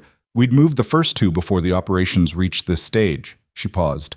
This one came closer than the others. Nora thought about the 22 minutes Warren Gillis had been alone in room 211, about Phil on the floor behind the desk, about the little girl standing in the middle of the lobby with nowhere to go. I need to ask you something, she said to Lore. The query last night, the one at 11:17, it wasn't Finch. It wasn't a question. Lore's expression confirmed it without moving. You know who it was, Nora said. We have a name. It's an active investigation. Is the person still in this building? A pause. They were, as of 40 minutes ago.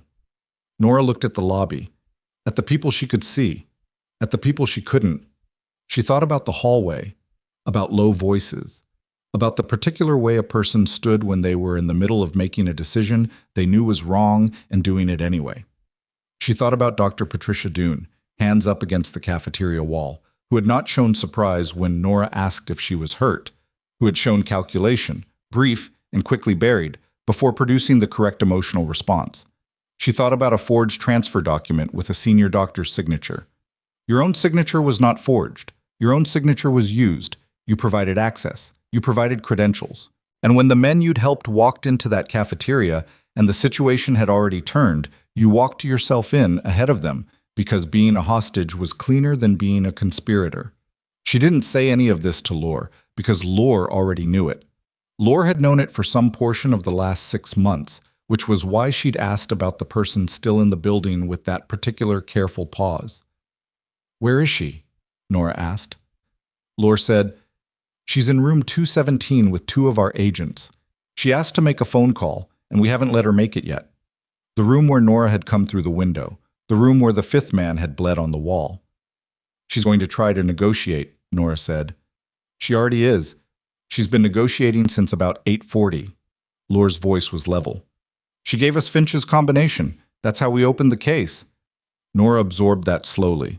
Doon had given them the combination to Finch's case, which meant Doon had known the combination, which meant Doon and Finch were not separate actors who'd happened to be working the same corruption. They were coordinated. Had been coordinated for some time in a way that meant each one held information about the other. And the moment Dune had calculated that Finch was the one in federal custody and she was the one still inside, she'd started offering pieces of him to build herself a wall. "She'll try to give you everything on Finch and ask for a deal," Nora said. "She already has. We're evaluating." "And Finch?" "We'll be evaluating his own options as soon as his attorney arrives." Lore's voice didn't change. "They'll spend the next several hours trying to decide who knows more about the other, and whatever they offer will shape what happens next." Nora stood up from the chair. The lobby was full of people doing their jobs. Through the main entrance, the morning outside had gotten fully bright, Oregon gray and cloud-covered, but bright. And the first news van had appeared at the perimeter CPD had established at the street, the camera already pointed at the building's facade. By tonight, the story of what had happened inside Mercy Vale General would be on every local station and most of the national ones. By tomorrow, the names Garrett Finch and Patricia Dune would be attached to things that couldn't be unattached. She thought about 11 months of quiet, about being the person everyone had decided they already understood. She had one more thing to do before any of what came next. She went to the security station. Phil was still in his chair, coffee long gone, watching the scene with the careful attention of a man who understood that he was in the middle of something that would be talked about for years and was trying to see it clearly. "Phil," she said, "I need you to pull your access logs from the last 4 months. Not the standard log, the administrative override log, the one in the secondary menu. You have access to it." He looked up at her. "I didn't know there was a secondary menu." "There is. Page 47 of the installation manual. I'll show you where." He stood up slowly, joints making the comments they made, and followed her behind the desk.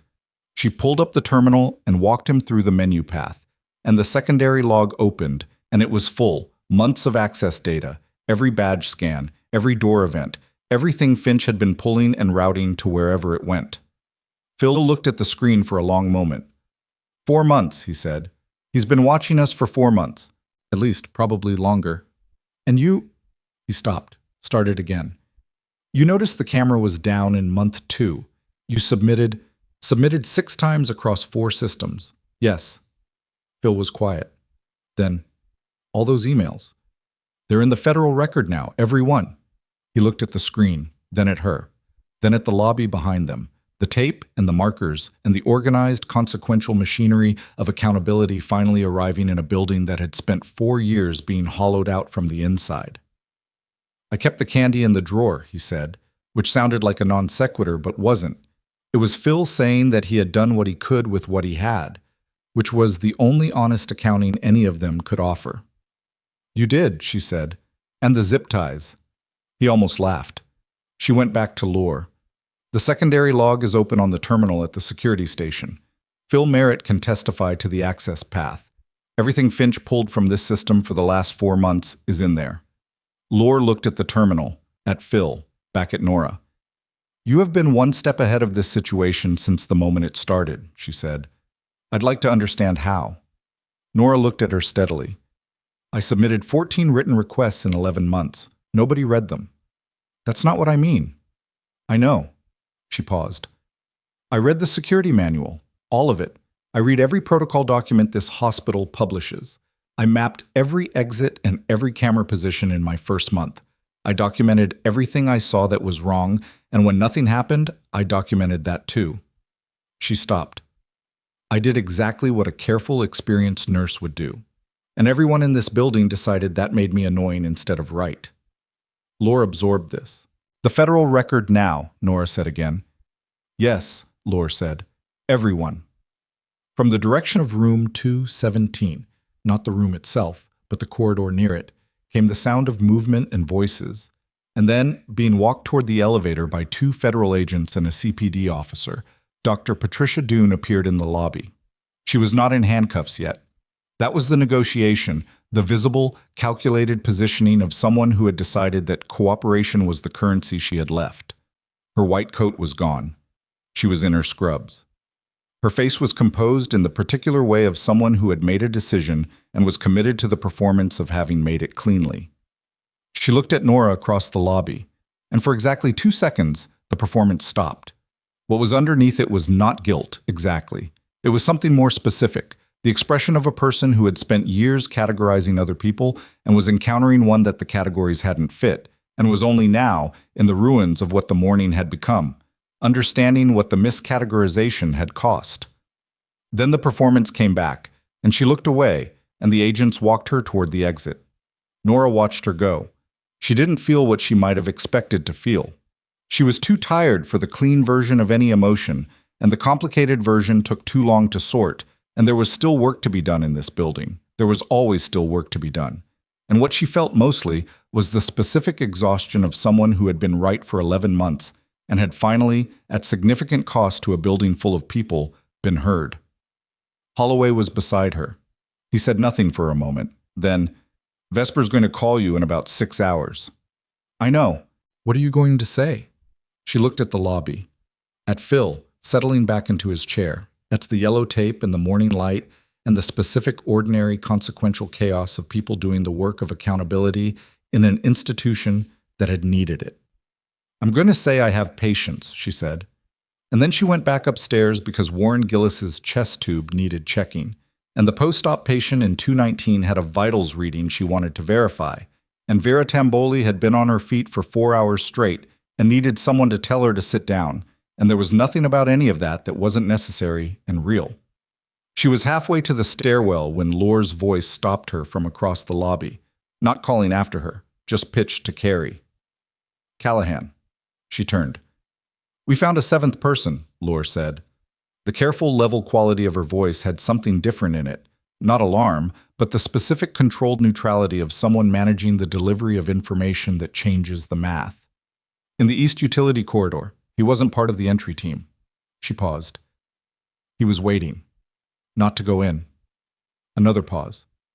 "To make sure no one came out." The 7th person changed the shape of everything. Not because of what he'd done. He'd been found in the East Utility Corridor, sitting against the wall with zip ties already on his wrists, secured by a CPD officer who'd found him in the sweep and hadn't yet understood what he was looking at.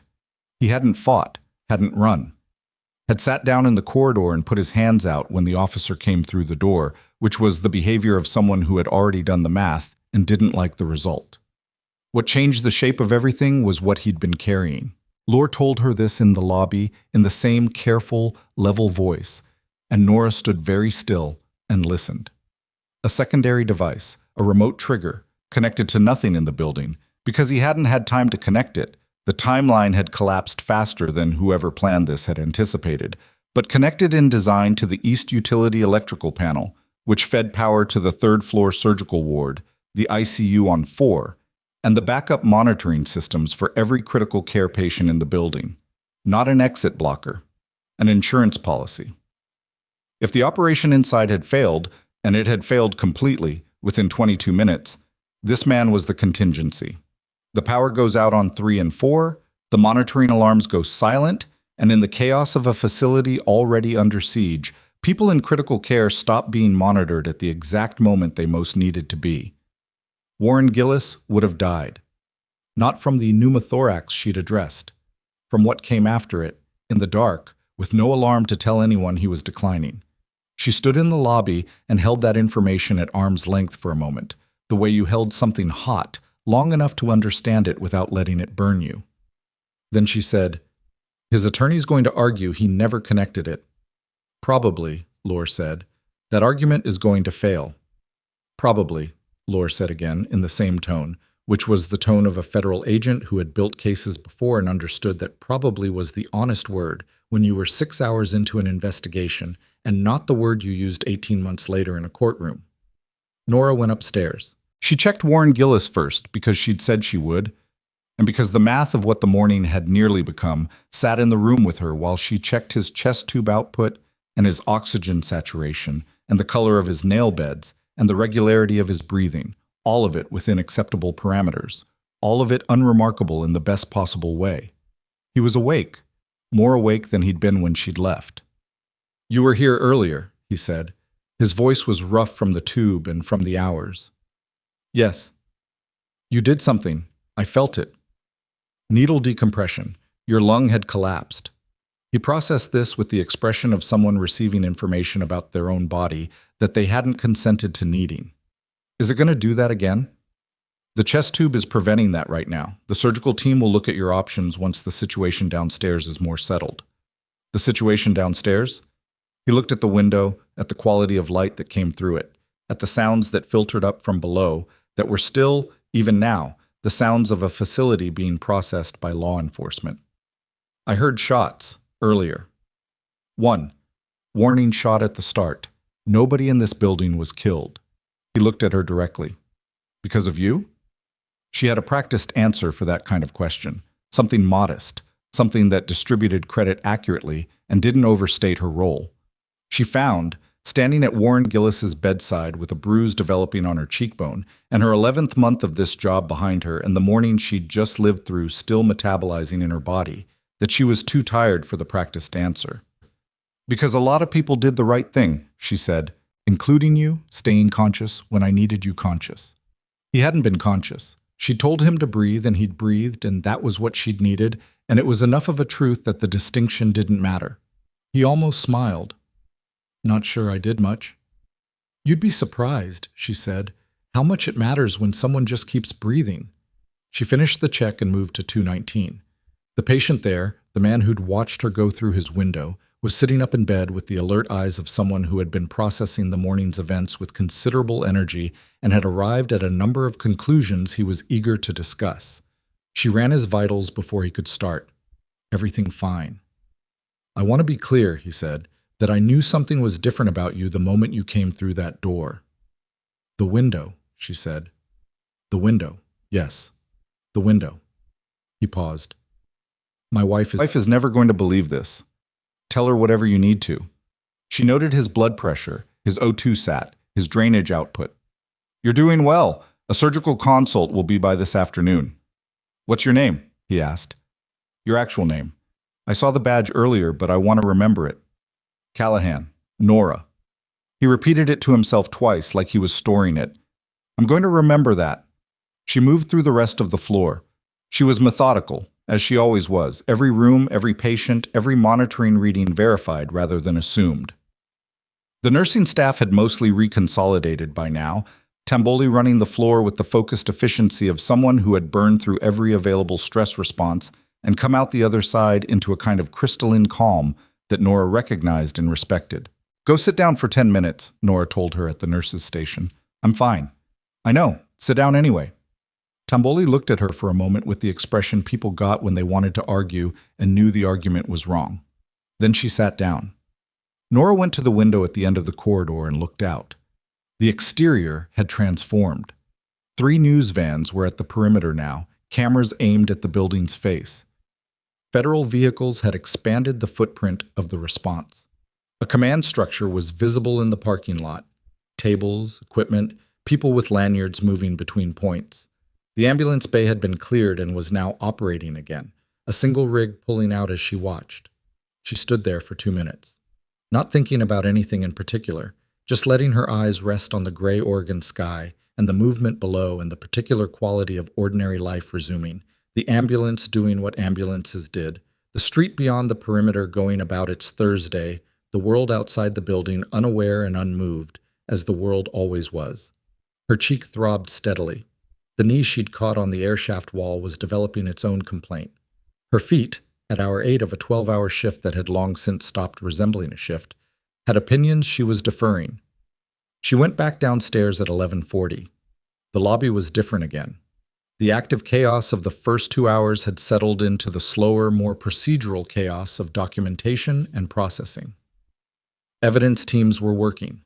CPD and federal personnel had delineated their zones with the careful territorial awareness of agencies that worked together often enough to know where the friction points were. The witnesses who'd been in the lobby during the incident were in a designated area near the east wall, being interviewed one by one.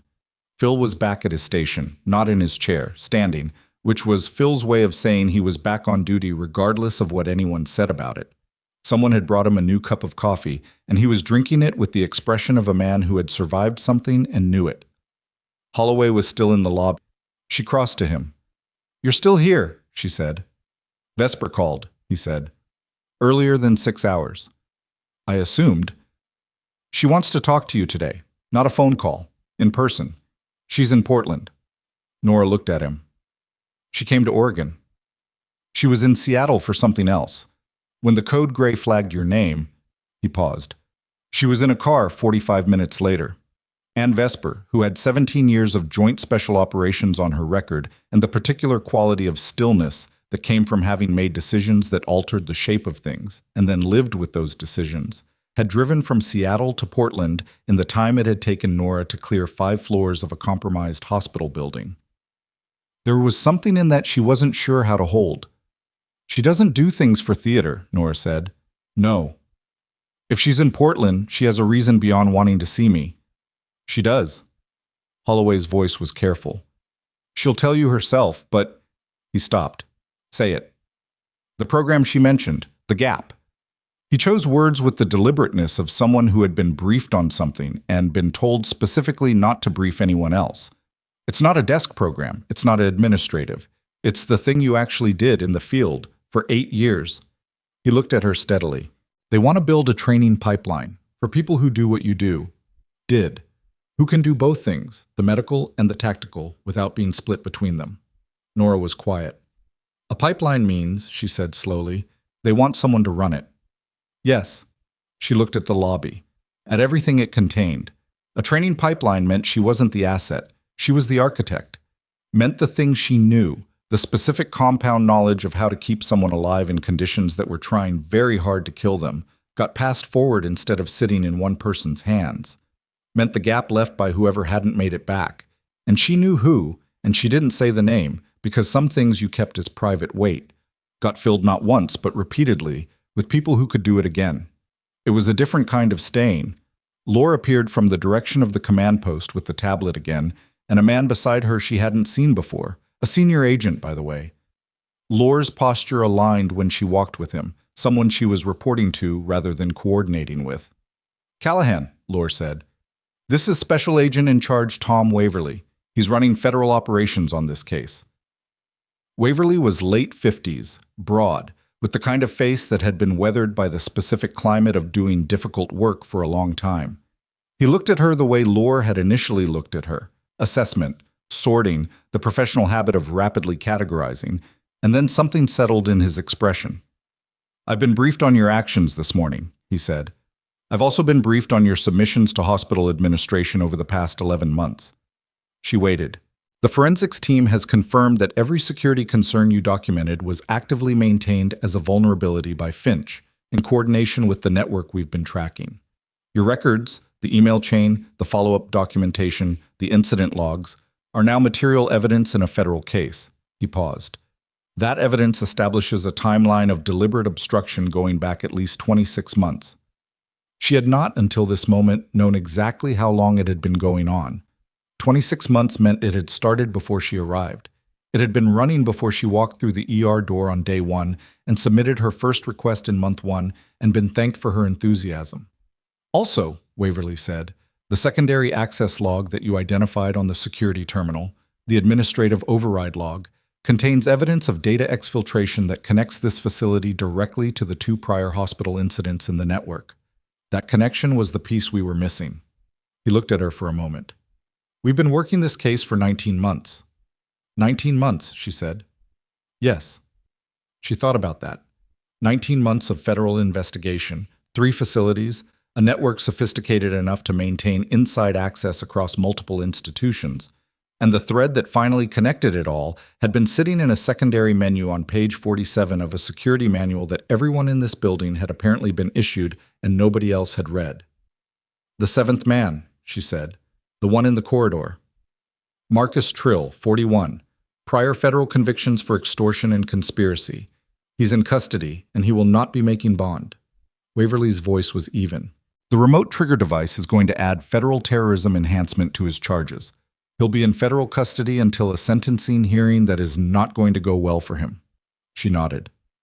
Finch, Waverly said, has retained counsel and is not currently speaking. However, the case documentation is comprehensive enough that his counsel is, based on our last conversation 20 minutes ago, already discussing the terms under which cooperation might be considered. He paused. It won't change the outcome significantly. The financial fraud alone is a minimum of 12 years. The conspiracy charges add considerably more. And Dune. A pause. Dr. Doon provided the combination to Finch's case and made several statements about the nature of their arrangement. She is currently working with prosecutors. Whatever arrangement she reaches will reflect her cooperation and will be subject to oversight. He met her eyes. She will not be practicing medicine in this state, or any other, for a very long time. Her medical license is being referred to the state board today. Patricia Doon, who had told her 7 patients ago that she had 7 years of emergency medicine, who had been right about that and wrong about everything else, who had looked across the lobby this morning with the calculations still running behind her eyes even when everything else had collapsed. Nora thought about what it cost a person to go wrong the way Doon had gone wrong, not in a single moment of terrible judgment, but over months and years of smaller decisions, each one building on the last, until the structure they'd built was load-bearing and there was no way to take it apart without it all coming down. She didn't feel vindication exactly. She felt the specific weight of things going the way they should go when they should have gone there sooner, which was a different emotion entirely, something that had relief in it, an exhaustion, and the particular flatness that followed a long fight rather than the height that people imagined. The patients on protected status, she said, the one this facility was holding, they're secure? Since 6 this morning, Waverly said. The transfer went without incident. She nodded. That, at least, had gone right when it needed to. Waverly extended his hand. She shook it. You kept people alive today, he said, and you handed us a case we'd been building for 19 months. He said it plainly, without performance. That's not a small thing. No, she said. It's not.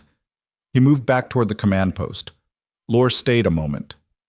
Off the record, Lore said, is there anything in this building that still worries you, from a security standpoint? Nora looked at the lobby, at the ceiling where the plaster was cracked, at the badge reader on the staff entrance, at Phil's desk. The elevator response time on the west side, she said. 3 weeks of slow response means the hydraulics need service. If we have a rapid transport situation and those elevators aren't moving. She stopped. I'll put it in writing. Lore looked at her for a moment, then something moved at the corner of her mouth. I'll make sure it gets to someone who reads it. She left. Nora stood in the lobby for a moment more. Then she went to Phil. You doing all right? She asked. My knees still have opinions, he said, but I'm standing. Keep standing, she said. And Phil, when the facilities team comes through for the post-incident assessment, walk them through every item on this list. She'd written it on the back of a patient intake form, the 14 items, the same 14 items she'd been submitting for 11 months. Camera positions, badge reader maintenance, exit hardware, sub-level door latch. Don't let them check a box without physically showing you the work done. He took the list, looked at it. You're not going to follow up yourself? She considered that. I'll be in contact, she said, which was as close to an answer as she had. She went to the locker room. She changed out of her scrubs. 12-hour shift, 11 months of Tuesday to Tuesdays, 14 submitted requests, and one morning that had burned through 11 months of invisible work and turned it into something that couldn't be ignored. She folded the scrubs and put them in the hamper and washed the shift off her hands and looked at herself in the mirror above the sink. The cheek was purple now. A clean, definitive color that was going to be there for 8 to 10 days and was not going to be subtle about it. There was a small cut at the edge where the man's elbow had caught her cleanest. She pressed 2 fingers against it, still not a fracture, still just tissue. She looked at her own face for a moment, the face of a 36-year-old woman who had come to this city to do quiet work and done it without recognition for 11 months, and who was standing in a hospital locker room with a bruise on her cheek and a body that was going to have a lot to say about the morning in about 3 hours when the adrenaline fully cleared. She had a scar on the left side of her neck. Not large, surgical, clean-edged, from a procedure done in a field hospital in conditions she did not think about in any detail unless she was alone and it was very late and she'd made the mistake of being still for too long. She touched it now, briefly, not as an indulgence but as a fact, as a reminder that the things she'd done and the things she'd survived were part of the same continuous body, the same continuous person, and neither part canceled the other out. The warrior and the nurse. The woman who knew how to stop a hemorrhage in the dark, and the woman who read security manuals and submitted emails that nobody answered and apologized when she didn't need to apologize, because it made things go smoother in a building where smooth was the only currency people were trading. She had chosen both. They were both hers. She stopped apologizing for the one people didn't want to see coming. Her phone rang. The number was a Portland area code she didn't have saved, which meant it had been routed through someone who knew it would be routed, which was how Vesper operated. She answered it. "I heard you went through an air shaft," Vesper said, without preamble. Her voice was the same as it had always been, level, precise, with the particular quality of someone who had been making high-stakes decisions for so long that their baseline had simply recalibrated to that altitude. "Holloway told you." Holloway was impressed. "That's not easy to do." "It was 18 inches wide." "I know. I looked at the building specs." A pause. "How are you?" "Tired. Bruised cheek, one knee." "Anything that needs a surgeon?" "No." "Good." Another pause, the kind that wasn't empty but was waiting. "I want to talk to you about the program." "I know. In person, today, if you can."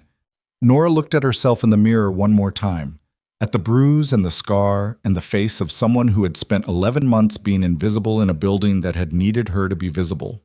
"I can," she said. "I'll send someone. I'll drive." A beat. "Still like that?" "I've always been like that. You just stopped noticing."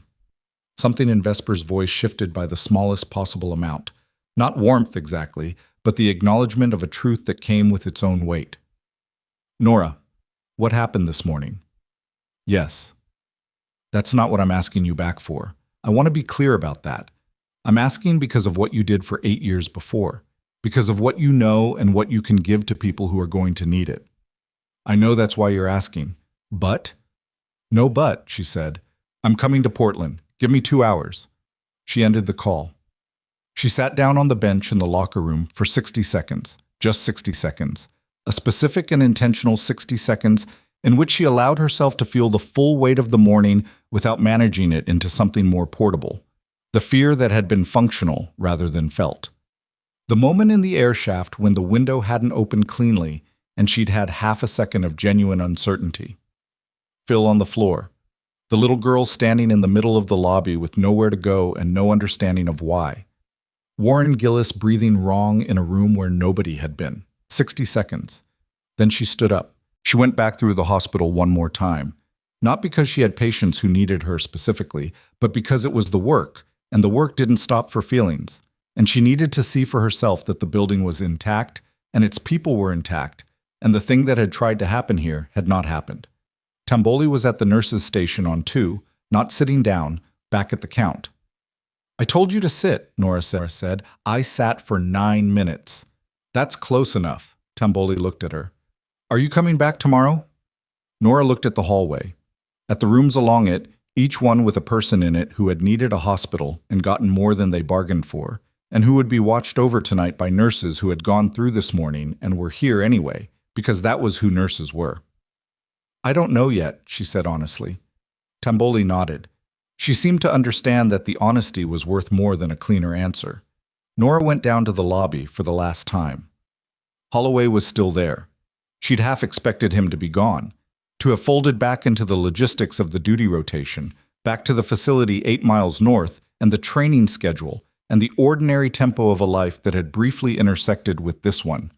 But he was there, standing near the main entrance, in the gray morning light coming through the glass. He looked at her. "You're going to Portland," he said. "Yes." He nodded slowly. "The program. If it goes the way she's framing it," he paused, "we'd probably cross paths. Through training cycles." "Probably. I'd like that," he said. "Just that. No elaboration, no performance. The specific directness of a person who had said something that was true and didn't need decoration." She looked at him, this man who had called her sweetheart on a Tuesday and had a crooked butterfly bandage above his eye on a Thursday, and had done every right thing in between when it mattered. "So would I," she said. She walked out through the main entrance of Mercy Vale General into the gray Oregon morning, and the air smelled of salt and the distant sound of the harbor. And behind her the building was full of people doing the work, agents and officers and nurses, and one retired security guard with bad knees and zip ties in his emergency kit. And ahead of her, the street ran west toward the water and north toward Portland and toward a conversation that was going to change what the next several years looked like. She didn't know yet exactly what she was going to say to Vesper. She knew she was going to say yes to something. The specific terms were negotiable. The direction was not. There was a version of the last 11 months that read as failure. The ignored requests, the diminished role, the slow erosion of being treated like someone who had nothing to offer beyond what people could see. And that version was real. She wasn't going to revise it into something cleaner. But there was another version, and it was equally real. 11 months of documentation that had just handed a federal case its missing thread. 14 requests that had built a paper record of deliberate obstruction. One morning in which everything the institution had dismissed about her had been the exact thing that kept it standing. She had not been wrong. She had been quiet. Those were different things, and she had sometimes confused them herself. In the break room eating lunch alone, in Finch's doorway after the third follow-up email went unanswered, in the elevator on the way back down to the ER with her jaw set and her hands still and her practiced breath doing its specific job. She had not been wrong. She had been waiting, without knowing she was waiting, for the building to need her in a way it couldn't ignore. She got into her car. The harbor was visible from the parking lot. The gray water and the low clouds and the working boats out past the breakwater, moving without ceremony through their ordinary Thursday. She sat for a moment with the window down and listened to the sound of the water and the gulls and the distant noise of the city going about its life. The scar on her neck caught the cold air.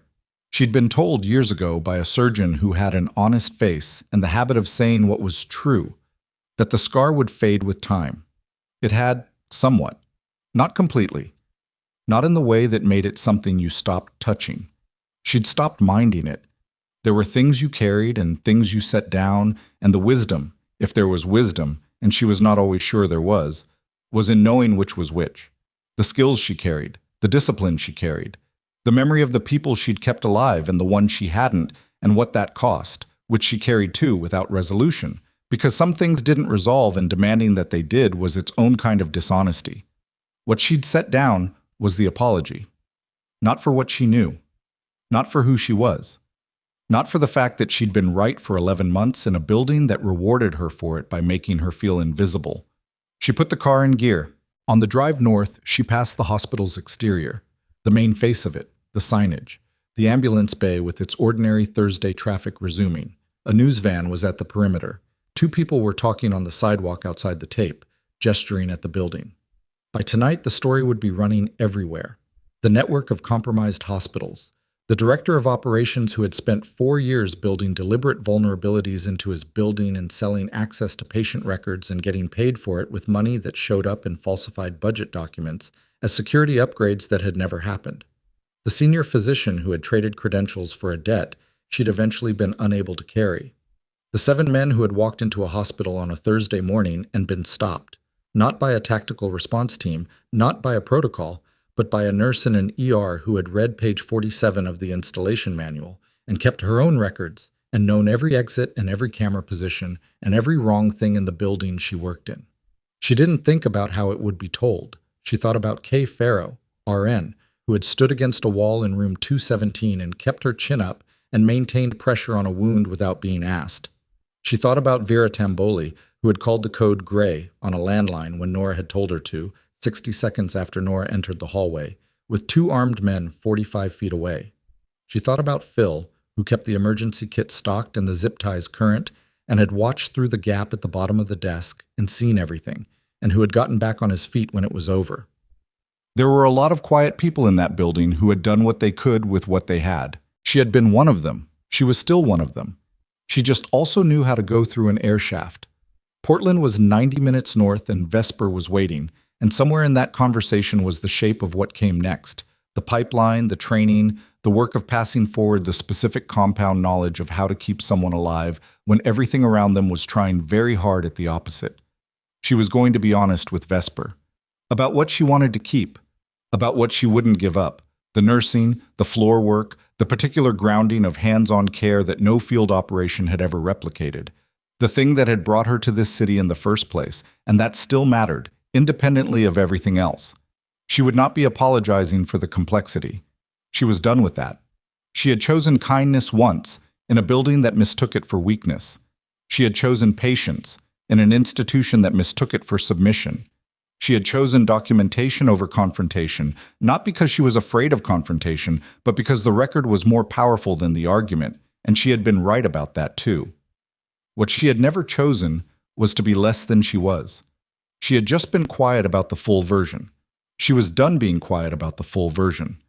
The highway opened up north of Callaway, the ocean visible to the west in the gaps between the tree line, gray-green and enormous, and completely indifferent to the events of the morning, which was the thing about large bodies of water that she had always found useful.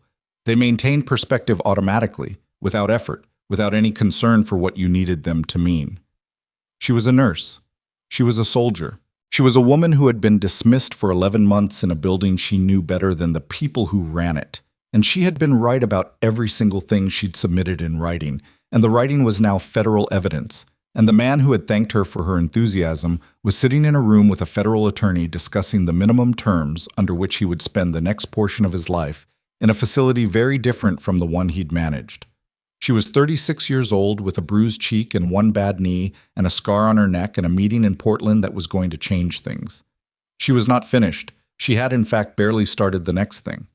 And that was not perfect, not clean, not the version where all the costs got paid back and the ledger balanced, but real, and hers, and enough to drive north toward. She drove north.